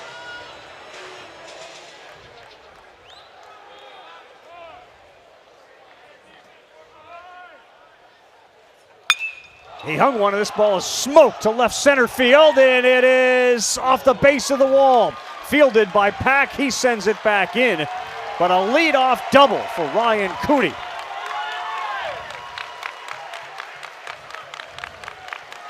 '22nd double of the year. What happened to sliders that don't slide? They get hammered, especially when you're sitting in the middle of a lineup, and that is a breaking ball that just ever so slightly drifts to the outer third of the plate, and Ryan Cooney's got something for that. A rocket in the gap. And now Drew Smith up again with a runner on second and nobody out. He's not bunting. Let's see how they play this one. He's not bunting, okay? I can promise you that this time. You're sure? I am sure. So you'd play for Yes, the bunt in the 5th, but not in the 7th. And he's had all the big hits for them this year, or a majority of them. Swings wildly. That one will get away from Tinney to third base with nobody out. Goes the go-ahead run, Cooney. It worked out nicely for the Ducks. You don't have to worry about it. Now, I would imagine Schloss plays the infield in here. See what the Longhorns do here with the middle infield. Yep, they're bringing them in. They're bringing them in. This is one. That one's got to be caught. Yep. That one's got to be caught.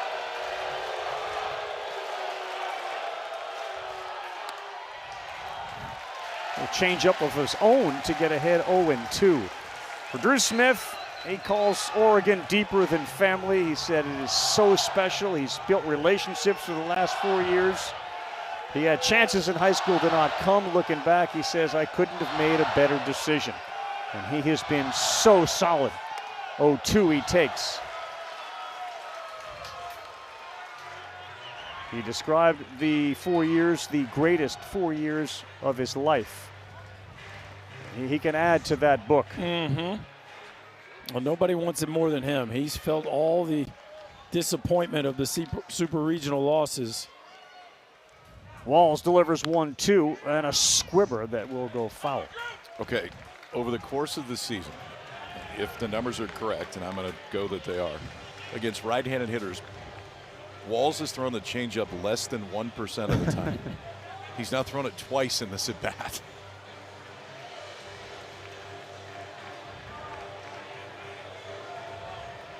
What an opportunity for Captain Clutch on this team, the senior Drew Smith. Couple of doubles and a executed sacrifice, which brought in the tying run, and time being called. Jim Schlossnagle on a 1-2 count going out here to talk to Walls. No, he's going to take him out of the ball game. I think he's making a move. Yeah, he is. Looks like Burns. Looks like Thomas Burns in a 1-2. Schloss has done this. I've seen him do this. I saw him do it in a super regional to go to Omaha with Texas A&M, and he wants a swing and miss pitch, and he's going to Thomas Burns. Let's see how it plays out on the other side here, folks.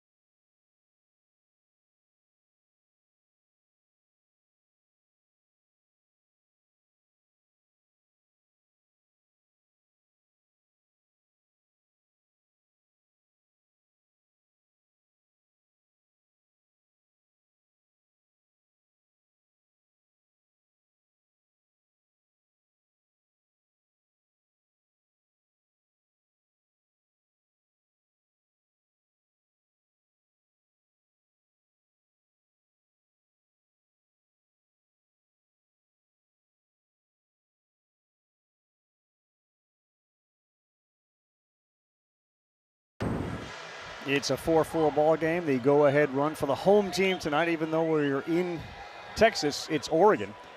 They will advance with a win to Omaha. Texas, if they can get a victory. On the other side, Oregon, who has battled back from a 4-0 deficit, has that go-ahead run at third, and now they look out with the count 1-2. Jim Schlossnagle goes to the big fella, Thomas Burns, making his 23rd appearance. Well, you don't see this one very often. You get a 1-2 count, but obviously they thought stuff-wise in a strikeout situation, Burns is the right guy. The fastball has a big swing and miss. Cutter has a big swing and miss percentage against righties. Comes into the plus count yesterday. Third of an inning, walked 2, then they got him out of there, back in there tonight. Showing a lot of trust in him, and you're going to either get 98 at your chest or you're going to get the splitter here. Again, not a clean plate appearance. The count is 1-2 to the senior Smith, the cleanup hitter for Oregon. He got him. 1 pitch, 1 out. And 1 move that paid off there for Schlossnagel. Well, that's how you do it right there.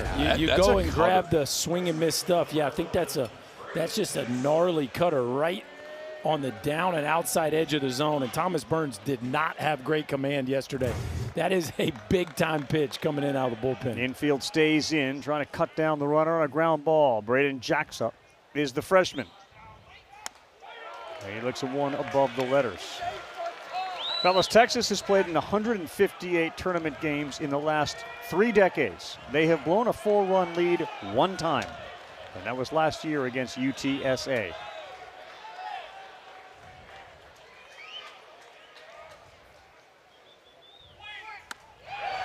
'97 to even it at 1-1. The infield of Borba, Rodriguez, and Becerra and Larson. All in on this artificial turf. The ball will cook through if you get one hard on the ground.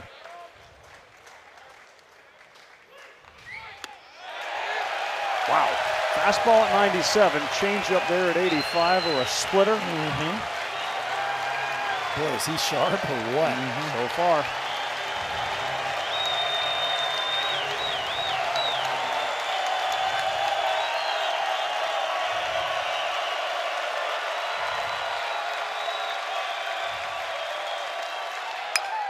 On the ground, and it's fielded by the shortstop. 1 play to first, scoop there, but Oregon has grabbed the lead.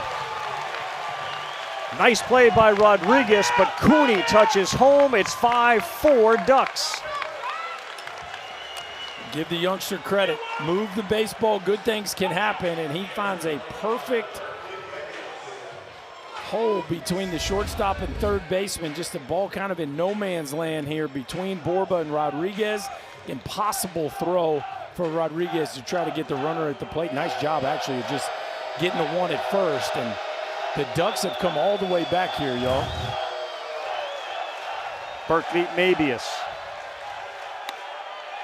Strike 1. I mean, given everything that happened last night, you leave 17 guys on base, all the free runners, you go down 4-0 in this environment, people are going nuts. This is really impressive for this Oregon team to come back and now take the lead here in the 7th inning.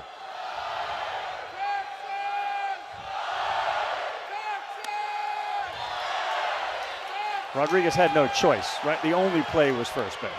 No, yeah, there was 0. I don't know if the throw could beat him anyway. You had no angle to throw that baseball, especially when it's a tag play at the plate.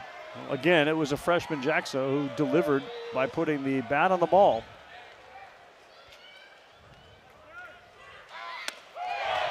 On the inside corner at 97.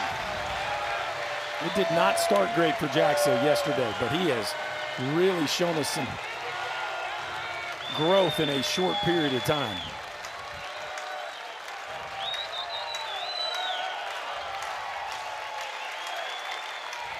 Ooh, 97, it's a different Walls tonight.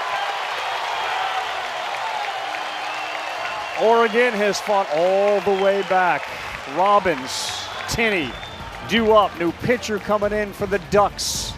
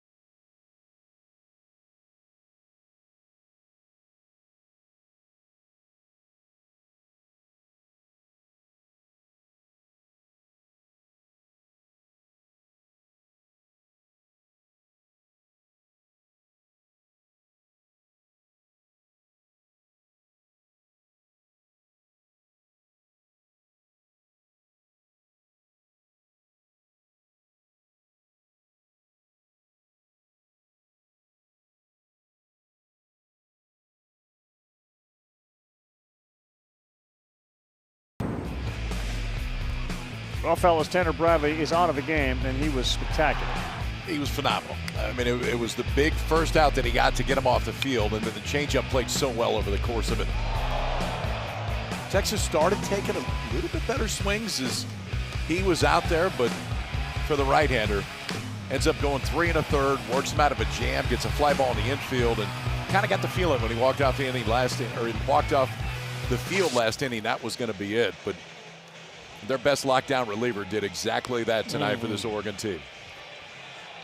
So it's a lefty that's now on the mound, and one of the high leverage guys, Toby Twist, 19 appearances, 4-0, 383. He's the junior.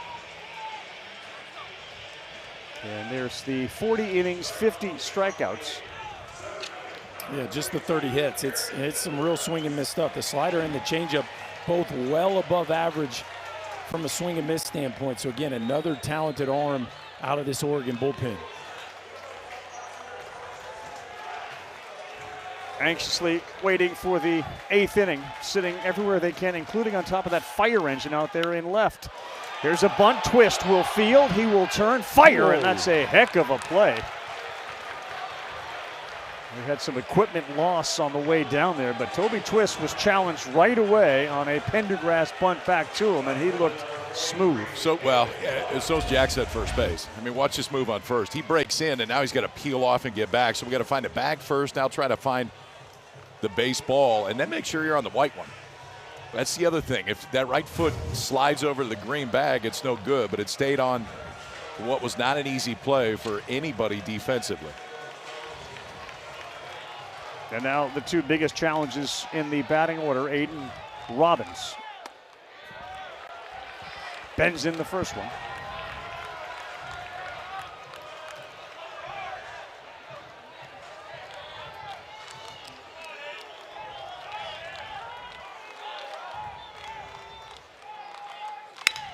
On the ground to Hopper. Maloney, 2 down. And very businesslike by Toby Twist.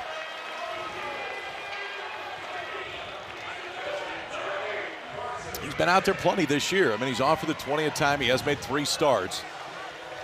But an efficient 2 outs on 3 pitches for the left-hander. He got on single-digit pitchers. You look to be a little bit unsure about that. Yeah. I like them in nice athletic frames. Like, he looked like he probably played center field in high school. This fits? Yes, this fits. Okay. Bradley, now Twist, and here's Tinney. Ball 1. Like, Thomas Burns can't come out in number 3. Like it's just not, that's not working. It's fair. So you're starting to buy it. Kozar comes trotting in wearing 1. No, it wouldn't look quite not right. doing that. 2-0 to a dangerous hitter. We've seen one catcher win a game and send a team to Omaha today. Daniel Jackson. Here's another one of the superstar catchers that have shined in the 2026 college baseball season. 2-0, dangerous pitch. He lost it 3-0.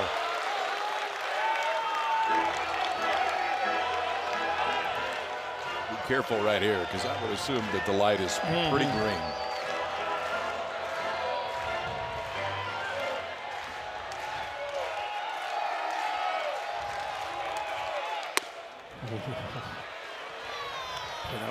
That was as right down Broadway as they come.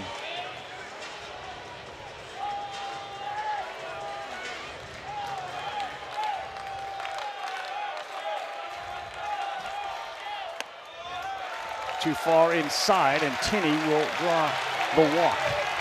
And now you get left on left for Anthony Pack Jr.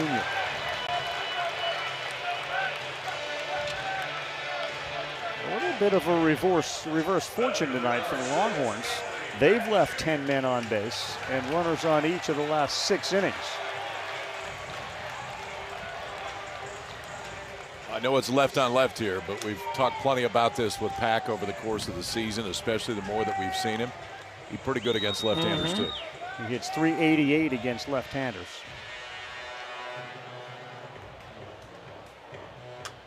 And you're kind of waiting, right, for your Anthony Pack moment, given what he did during the regular season, if there's going to be one. And last weekend. given what he did last weekend where he hit 4 home runs. He's not been shy in the moment, that's for sure. You can see those splits in reverse for Pack. He's been on base 6 times in 2 games. Just 2 hits, but he's walked twice and been hit by a pitch tonight. They're going to Penn. They are. And they're bringing in the guy that's got the saves on this team. Devin Bell, 12 of them. And there's no bigger spot than this one right now.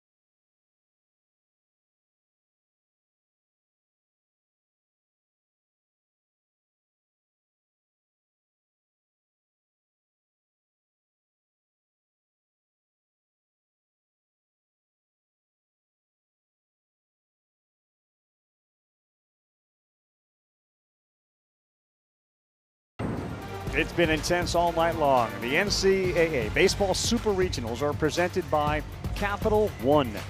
What's in your wallet?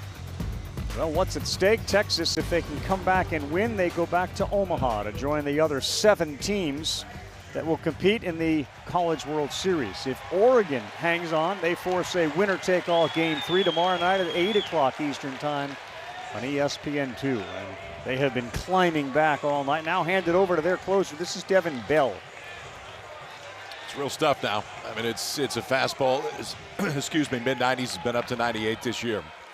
Primarily fastball slider for Bell. Anthony Pack looks at one down, 1-0. The freshman has been the best hitter, arguably, in the conference, the freshman of the year in the conference. Fascinating, you just don't see a lefty take it out against the lefty to go to a righty very often. Big swing.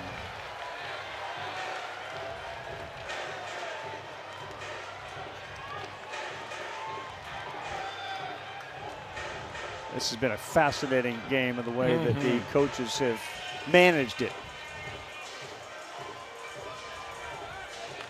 Waz wasn't afraid to play for one in the middle of the game to get it tied up, and then he got another. And I think a big reason why is he loves this bullpen.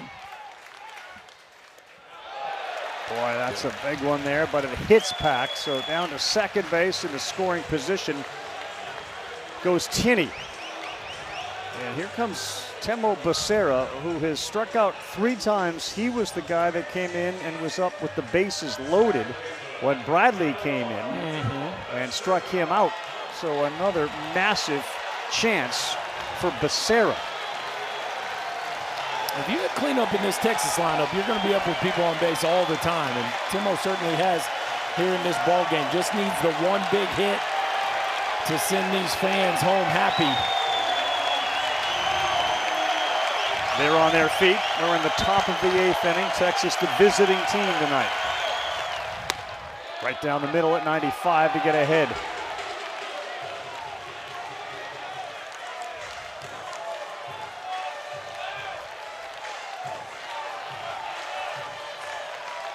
Texas 1 for 6 with runners in scoring position. They've left 10 on. Great scoop behind the plate.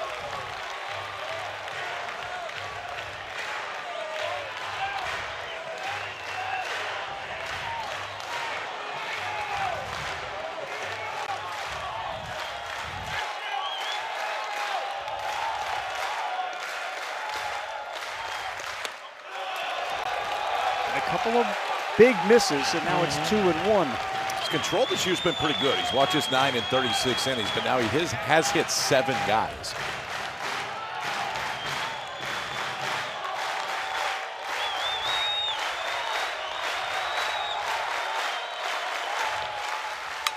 Becerra saw one up in the zone, and he fouled it off. Well, it's an interesting stat line, too, because he does have the 12 saves, and the ERA and WHIP are both really, really solid. But the 2-6 record tells you he's been out there a few times when things haven't gone the Ducks' way. Grad transfer who played at Stanford under David Esker. Temo Becerra.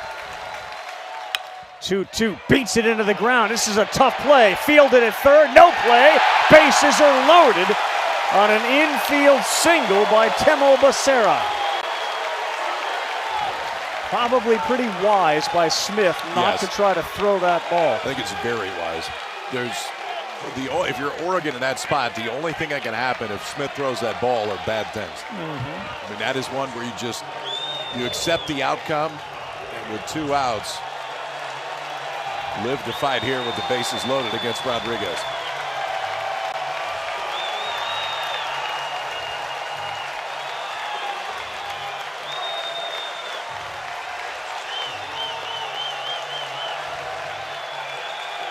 An amazing stat. He's been responsible for a quarter of the runs in the tournament. And we're going to get an offensive timeout before we see Adrian Rodriguez step to the plate. What's the conversation, do you think, Berkey? Well, we're not looking at a report, so this feels very approach-based, very mindset-centric. I think maybe trying to help him calm down his heartbeat a little bit. This looks like Sark trying to call the timeout in a football game. Watch this. He just keeps going. He can't get attention. He can't get attention. He keeps going. He keeps going. Now we're going to it here in a minute. Timeout. So he's calling it right at the last minute. Sark, Sean Miller, any of the Texas coaches. You don't usually see it from a hitting coach, but it was Tulo out there. Tarps are off. Adrian Rodriguez with them loaded.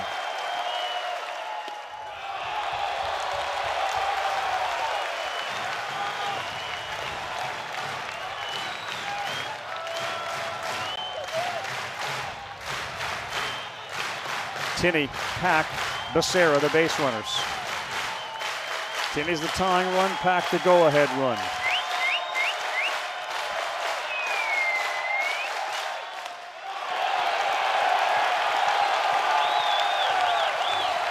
Maybe the conversation had to do with being very patient at the plate. There have been some wild ones from Bell.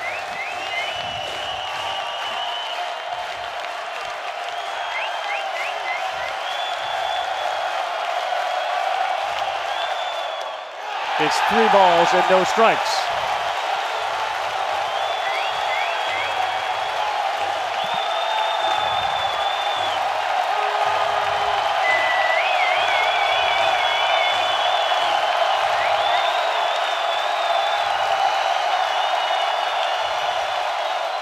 Yep, he lands it.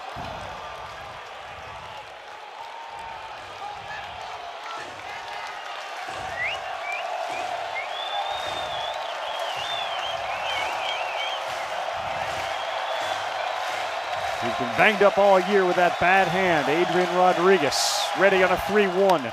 Slashes one fair down the line in left field. Tinney's gonna come in. Pack is gonna score. The hand is okay. A double to give the Horns the lead.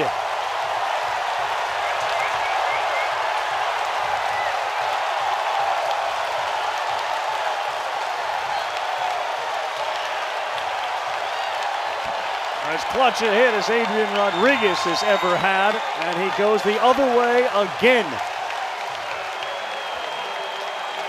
This young man's making his mark on the program, y'all. A monster week last week and 5 ribbies last night. And now the moment of the Super Regional as the Horns have taken the lead on a slashing double by the Texas shortstop.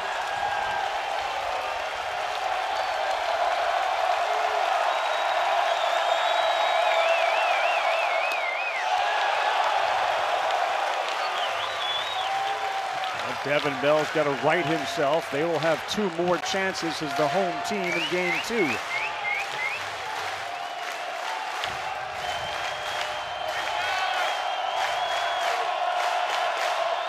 Mendoza, 2-0.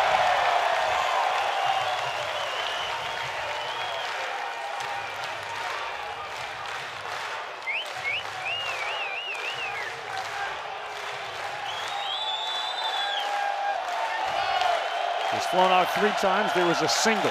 2nd and 3rd. He looks at one in there. It's 2-1.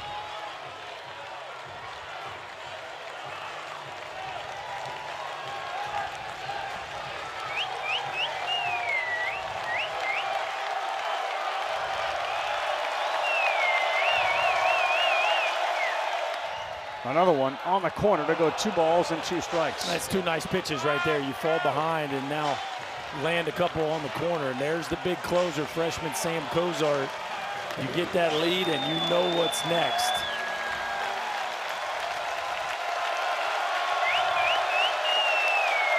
Two and 2 to Mendoza. 3-2. Every one of the Texas Longhorn hitters, after a ball, they will look at the pitcher, letting him know that I saw that really well. I have the pitch.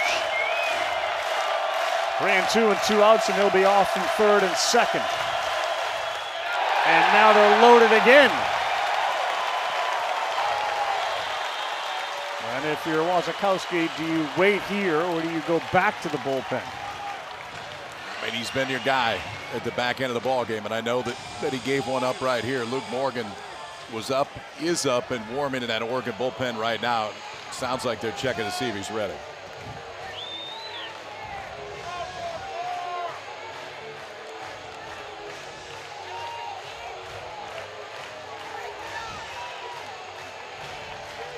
This is in keeping with what we have seen around the country in the Super Regionals. Just some incredibly intense games.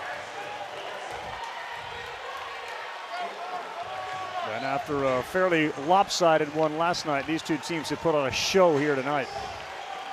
Seesaw battle that now favors Texas, with them loaded for Ashton Larson.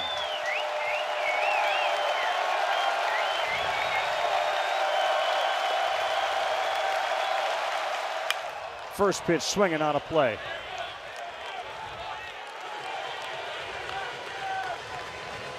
The current hero, Adrian Rodriguez, has got 9 RBIs in the NCAA tournament.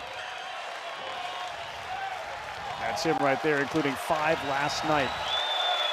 Larson's reached twice, he struck out twice.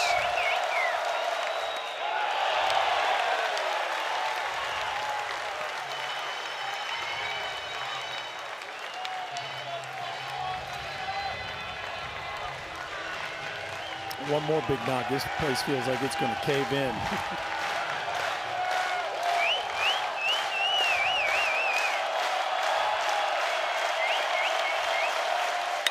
He got one a hit, sends it to center field. This one sends Brooks back. He's under it, and he's there to make the catch. Well, they compare playing for the Longhorns to playing for the New York Yankees. And in this case, it was A-Rod, Adrian Rodriguez, with the big hit. A shot down the line and left that plated 2. There was no chance for the senior Smith, who may have seen another Super Regional just slip by and slip through the cracks. They still have 2 more cracks at it. Gets no better. Closer likely coming in for the Longhorns with a 1-run lead to the bottom of the 8th.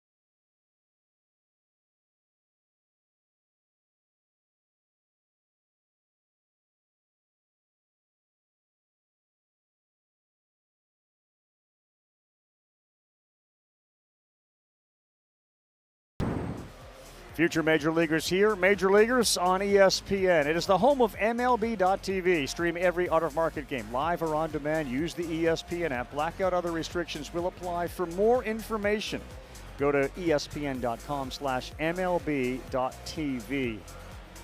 It's a helpless feeling for Smith, diving as the ball falls into fair territory off the bat of Rodriguez.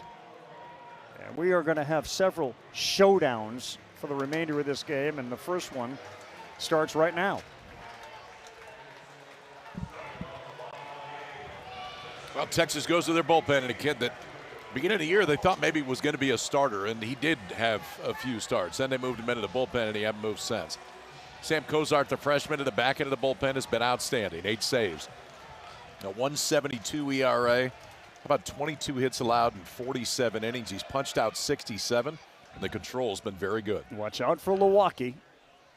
It has definitely been the breaking pitches, though, that he has not seen very well as he swings through the first one. Now they've all had a single and an RBI in the second. Since then, a couple of strikeouts.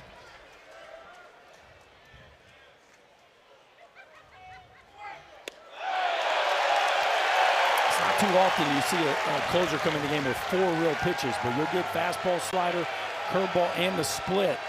KP mentioned that he started the year as a starter, and even though he closes ball games, it's a very diverse arsenal. He's ahead 0-2. Did he go? No. Had a great conversation with Sam, who is very open, very authentic, very honest. He's never closed before. We talked about the beard that he had. He said he's had a goatee since he was 12.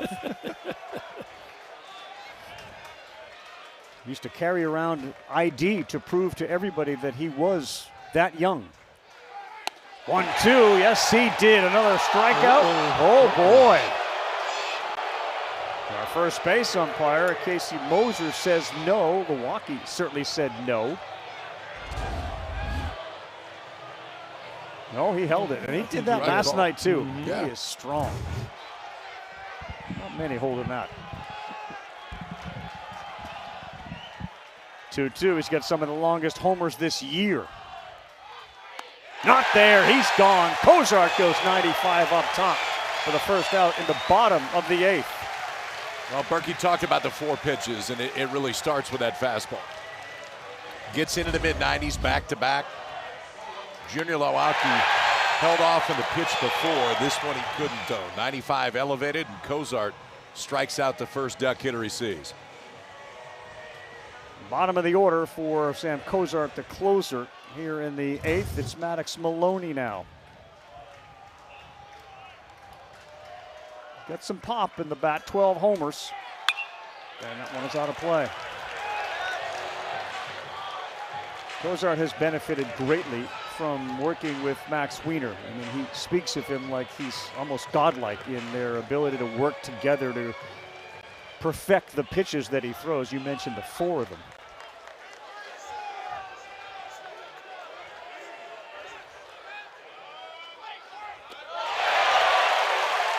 He definitely has a lot of trust in his pitching coach, who certainly helped him not only understand what he's good at, but then also tweak and add to his arsenal. And boy, does he look ready for the moment right now, boys.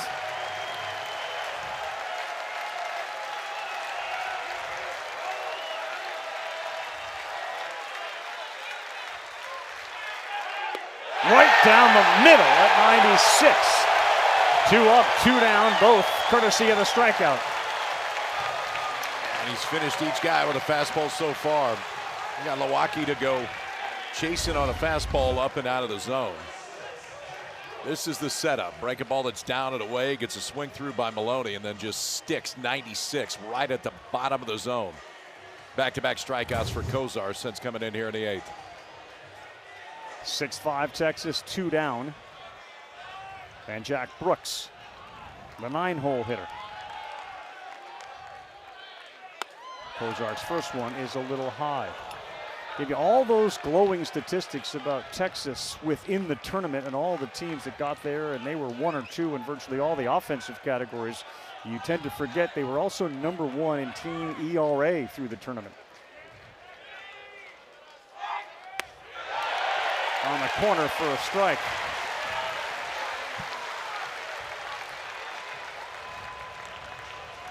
You get into the weeds of stuff plus and strikeout to walk ratio and fielding, independent pitching, and whip. They are top 6 in all those categories. And the 1-1 missed.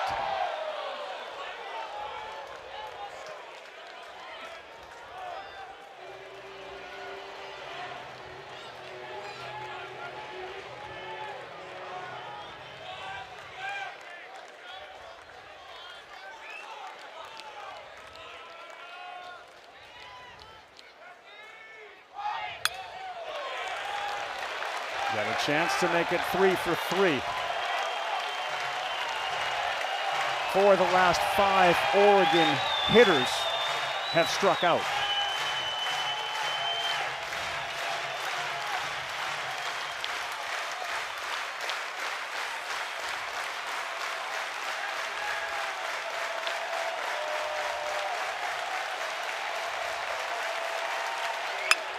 Off-speed pitch. Well, last time we saw Sam Cozart was against UCSB, and he gave up 5 hits in an inning and 2/3. The first inning was pretty clean. It was the second inning that UCSB got to him. So we'll see what he's got in the next frame. But boy, he's making this look pretty low maintenance here so far. The next frame, if this is going to end here with Brooks, will have the number 1, 2, and 3 hitter in the bottom of the 9th. 2-2. Just foul, and that had extra bases written all over it as Borba was shaded off the bag and off the line by about 30 feet. Jack Brooks missed a double right there by about 5 feet, maybe.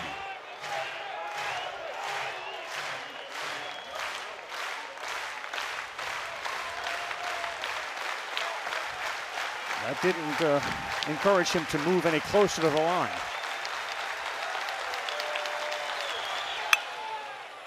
That ball is fair, smothered by Larson, and a 1-2-3 Cozart 8th.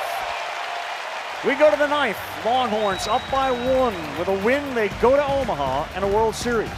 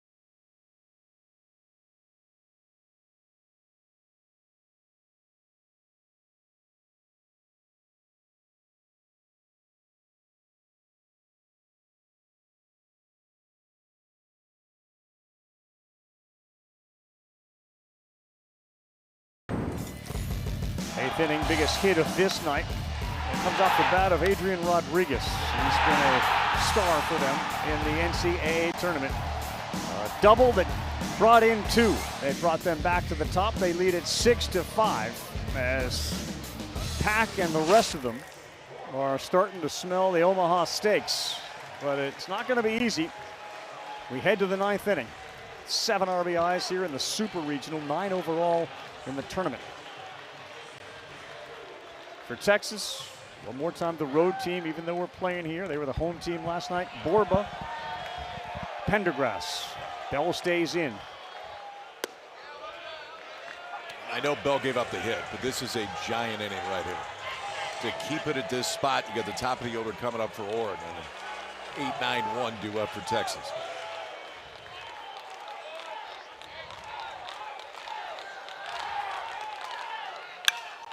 Got one a hit. He got jammed a little bit. Popped it up. Shallow right field. Cooney, the second baseman, is out there, and he makes the play. It felt like he wasn't exactly sure if Laya was going to come in and take charge. It does feel like a huge moment in this game because you look at what's at stake. Oregon trying to keep this thing alive to get back to Omaha since 1954. They've only been once. Texas going for their record-setting 39th, that 3-year drought, as they call it around here, trying to end that. Drought. Ball one to Darian Pendergrass.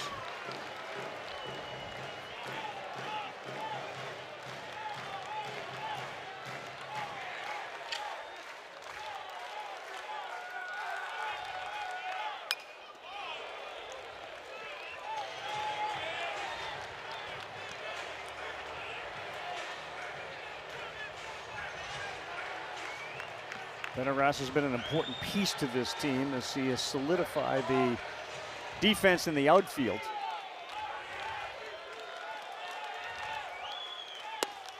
That is in there. It's 1-2. And giving them a different wrinkle down at the bottom. No doubt. A piece that you can do a lot of different things with. Certainly makes the other team nervous when he gets out on the base pass. Aiden Robbins in the on-deck circle with one down, the 1-2. 2-2.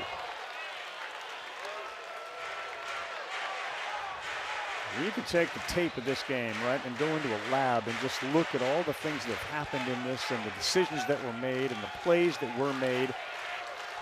It's been a really interesting game on a 2-2. Swing and a miss. Very late and fooled, and he's gone.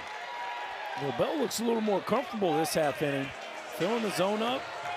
Quality offerings. Got a chance to post a 0 here, but one big out left to get here with Aiden Robbins strutting to the plate.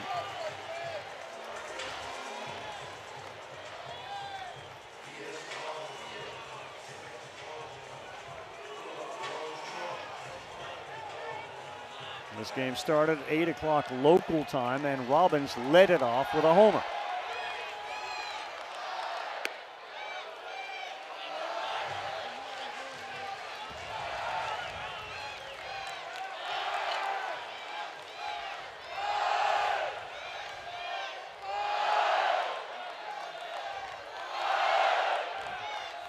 They set up way inside. He missed location, but Robbins grounds out to third, and that will do it. The stage is set. It is the top of the order. Jimenez, Laya, Cooney against the closer for the Longhorns, Big Sam Kozar. Trip to Omaha is on the line when we come back.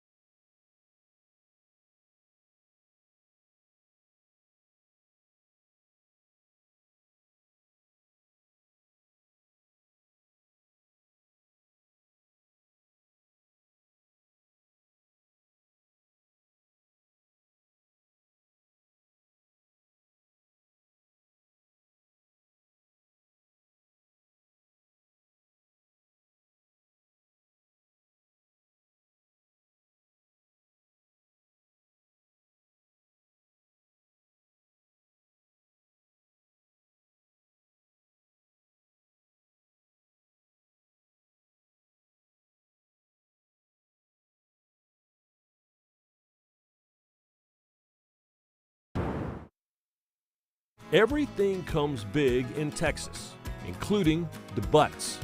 The Horns have hooked 6 College World Series titles, but none since 2005. Jim Schlossnagle has been to Omaha 7 times, but he has yet to celebrate a natty. Perhaps UT can finally make a U-turn on this year's road to Omaha. Longhorn fans, Berkey was right. The idea that it's been the drought that they talk about, the expectations are so high. One of the reasons that they were willing to bring Jim Schlossnagle over and wanted to desperately get him here from A&M. He has got his team on the precipice of going back to Omaha. They have the right guy on the mound in Cozart, but it won't be easy. The Ducks, who have fought valiantly tonight, will go with 1-2-3 in the bottom of the ninth. Jax Jimenez leads things off. Cozart looked great in the eighth. First pitch swinging, 0-1.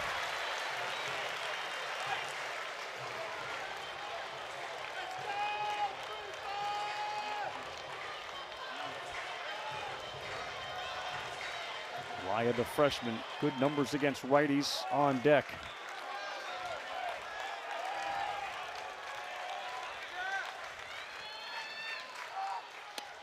That one missed.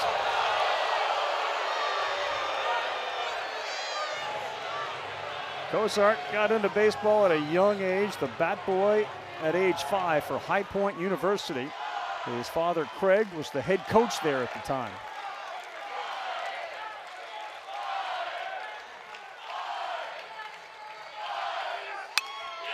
Jimenez, it's 1-2.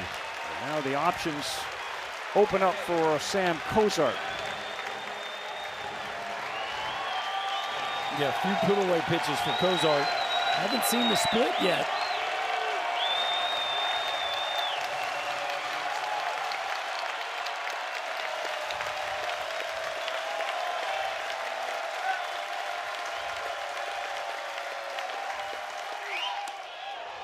That is a patient take by Jimenez, a sophomore.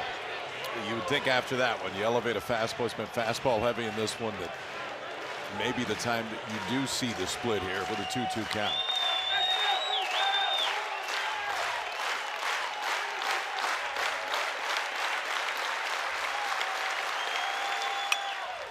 Good spoil.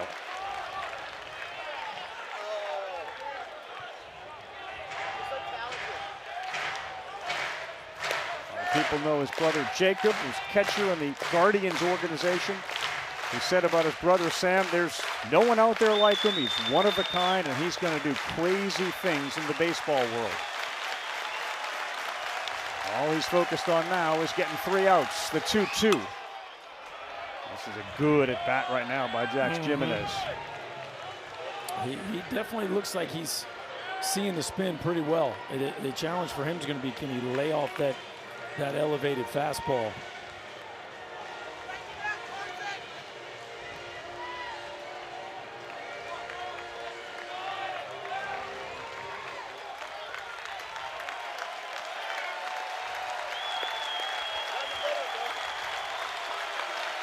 Jimenez trying to get on base as the tying run.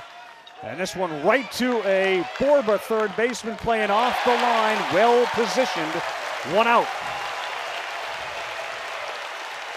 Well, we heard Schloss talk about earlier in the game, you agonize over where you put these infielders. Yes. Borba was in the perfect spot, and the Longhorns get a huge leadoff out. Yeah, for sure, he was in that same spot when Brooks missed the double by about 4 feet in the last half. And now Angel Laya. He's a freshman who's had much more success against righties than lefties. There is some power in this bat, 14 homers.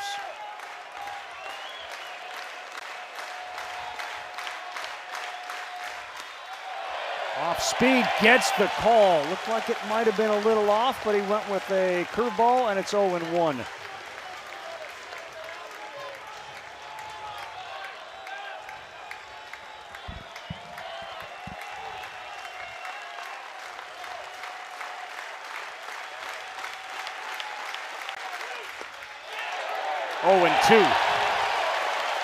Feeling very good about that pitch. It's a pretty good one right there. The first one just clipped the outside part, but that was exactly what he was trying to do with it. Now he has a freshman Laya and an 0-2 hold.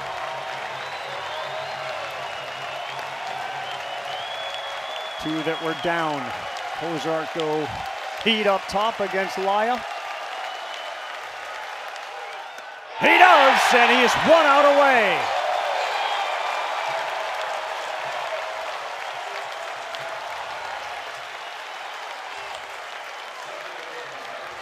retired all 5 he has faced. He has struck out 3 of them. And Ryan Cooney is the last chance for the Ducks.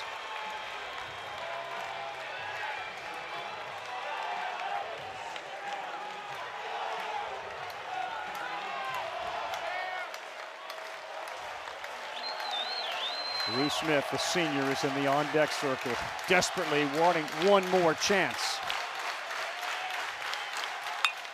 Cooney, a half-check swing that sends one into the seats. It's the first time he has thrown the split today. That time you can see the reaction of Cooney. Wasn't all that comfortable with it.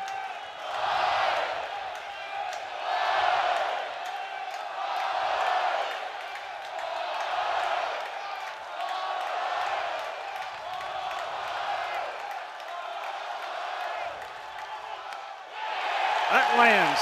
It's 0-2, and they're a strike away from going to the promised land.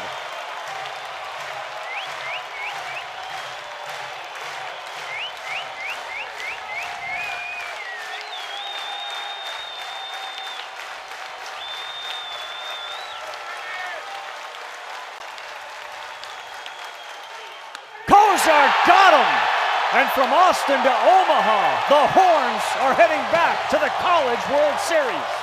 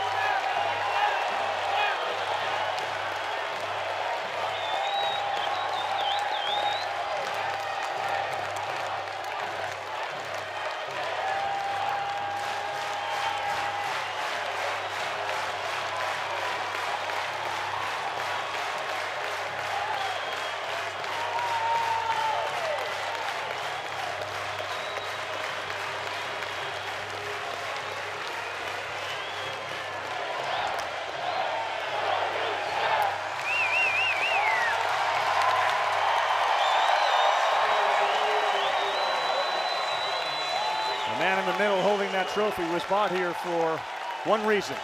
It's to go to Omaha, and it's to win World Series championships. And this was a massive challenge. The Oregon Ducks battled from a 4-0 deficit tonight, grabbed a lead at one point. But it's Texas, another SEC team, going back to try to win a championship. Well, it was a massive challenge. It was also a masterful job of managing the bullpen. Masterful. Yeah. The way they went to Walker, they got a couple outs out of Walls. They bring in Burns in a 1-2 count. He gets them off the field. Cozart gets the ball. And, of course, the big hit by Rodriguez. But, boy, did Jim Schlossnagle push all the right buttons. You do, but you still have to hand it to a freshman closer.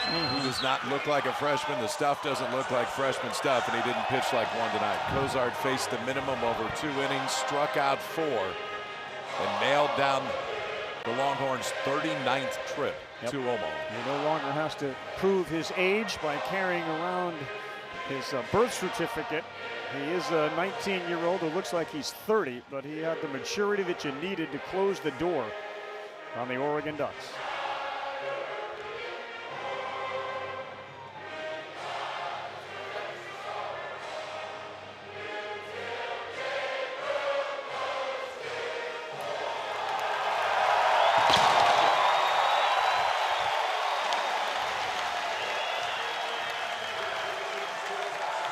An indescribable feeling, and they have felt it now 39 times. What it means to go to Omaha and compete for a championship.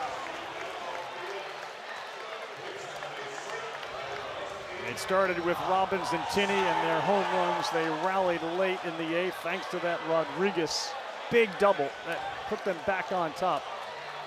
And heartbreak for the Oregon Ducks, who fought valiantly. They did not get the start they thought they would out of Sanford. He battled as valiantly as he could. Bradley was phenomenal in this one, but it's Cozart and company who are going to occupy a spot in Omaha. Just 2 more tickets to be punched after tonight. Yeah, it wasn't perfect for Oregon. Certainly a rough start, but boy, did they give us everything they had. Yesterday wasn't a great performance by them, and they knew it. But today was certainly an excellent ball game, and at the end of the day, they just came up one play short. It is not going to be long before Oregon's in Omaha. I mean, based on what Mark Wasikowski has built, based on what they have coming back, which is a ton in this lineup. It was loaded with freshmen and sophomores.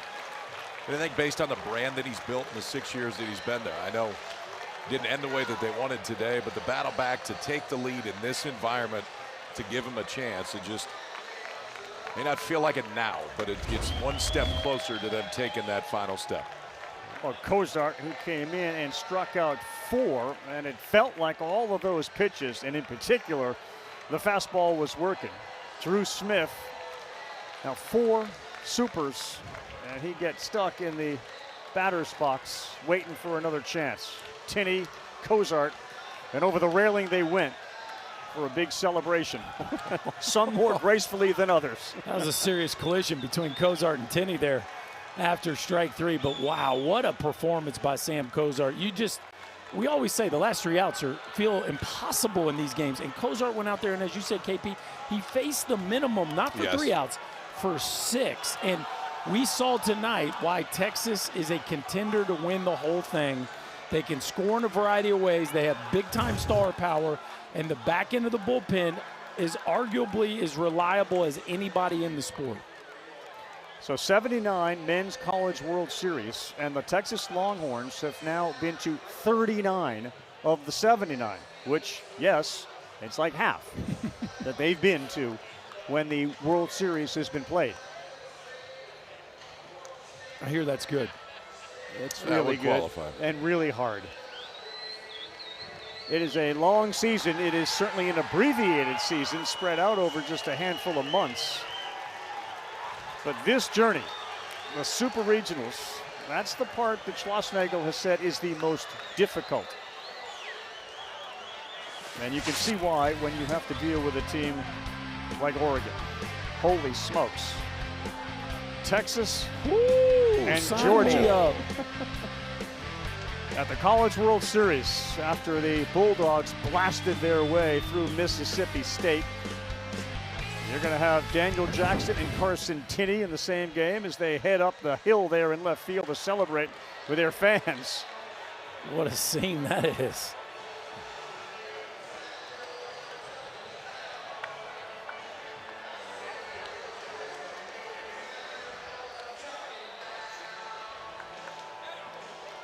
Across the country, we have seen similar celebrations, and on the other side, you always see the other end of the spectrum.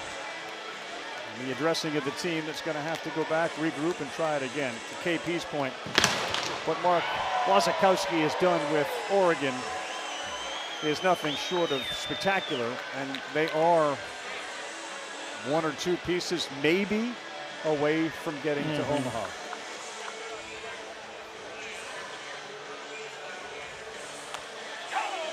Uh-oh. Now we got mayhem. We got players firing the cannon out in left field. They've earned that one. Country's going to get a chance to see the freshman Anthony Pack. I think we're ready for liftoff. Yeah. Yes, we are ready. I want to thank everybody that has been part of this very special crew. We look forward to seeing everybody in Omaha as well. People behind the scenes, certainly our great director, Jeff Evers, our producer, Billy Palladino. For Kyle Peterson and Chris Burke, I'm Carl Ravitch. Don't forget, 2 games, 2 series continue tomorrow, and we will see you in Omaha next Friday for Game 1 of the College World Series. The Horns win it.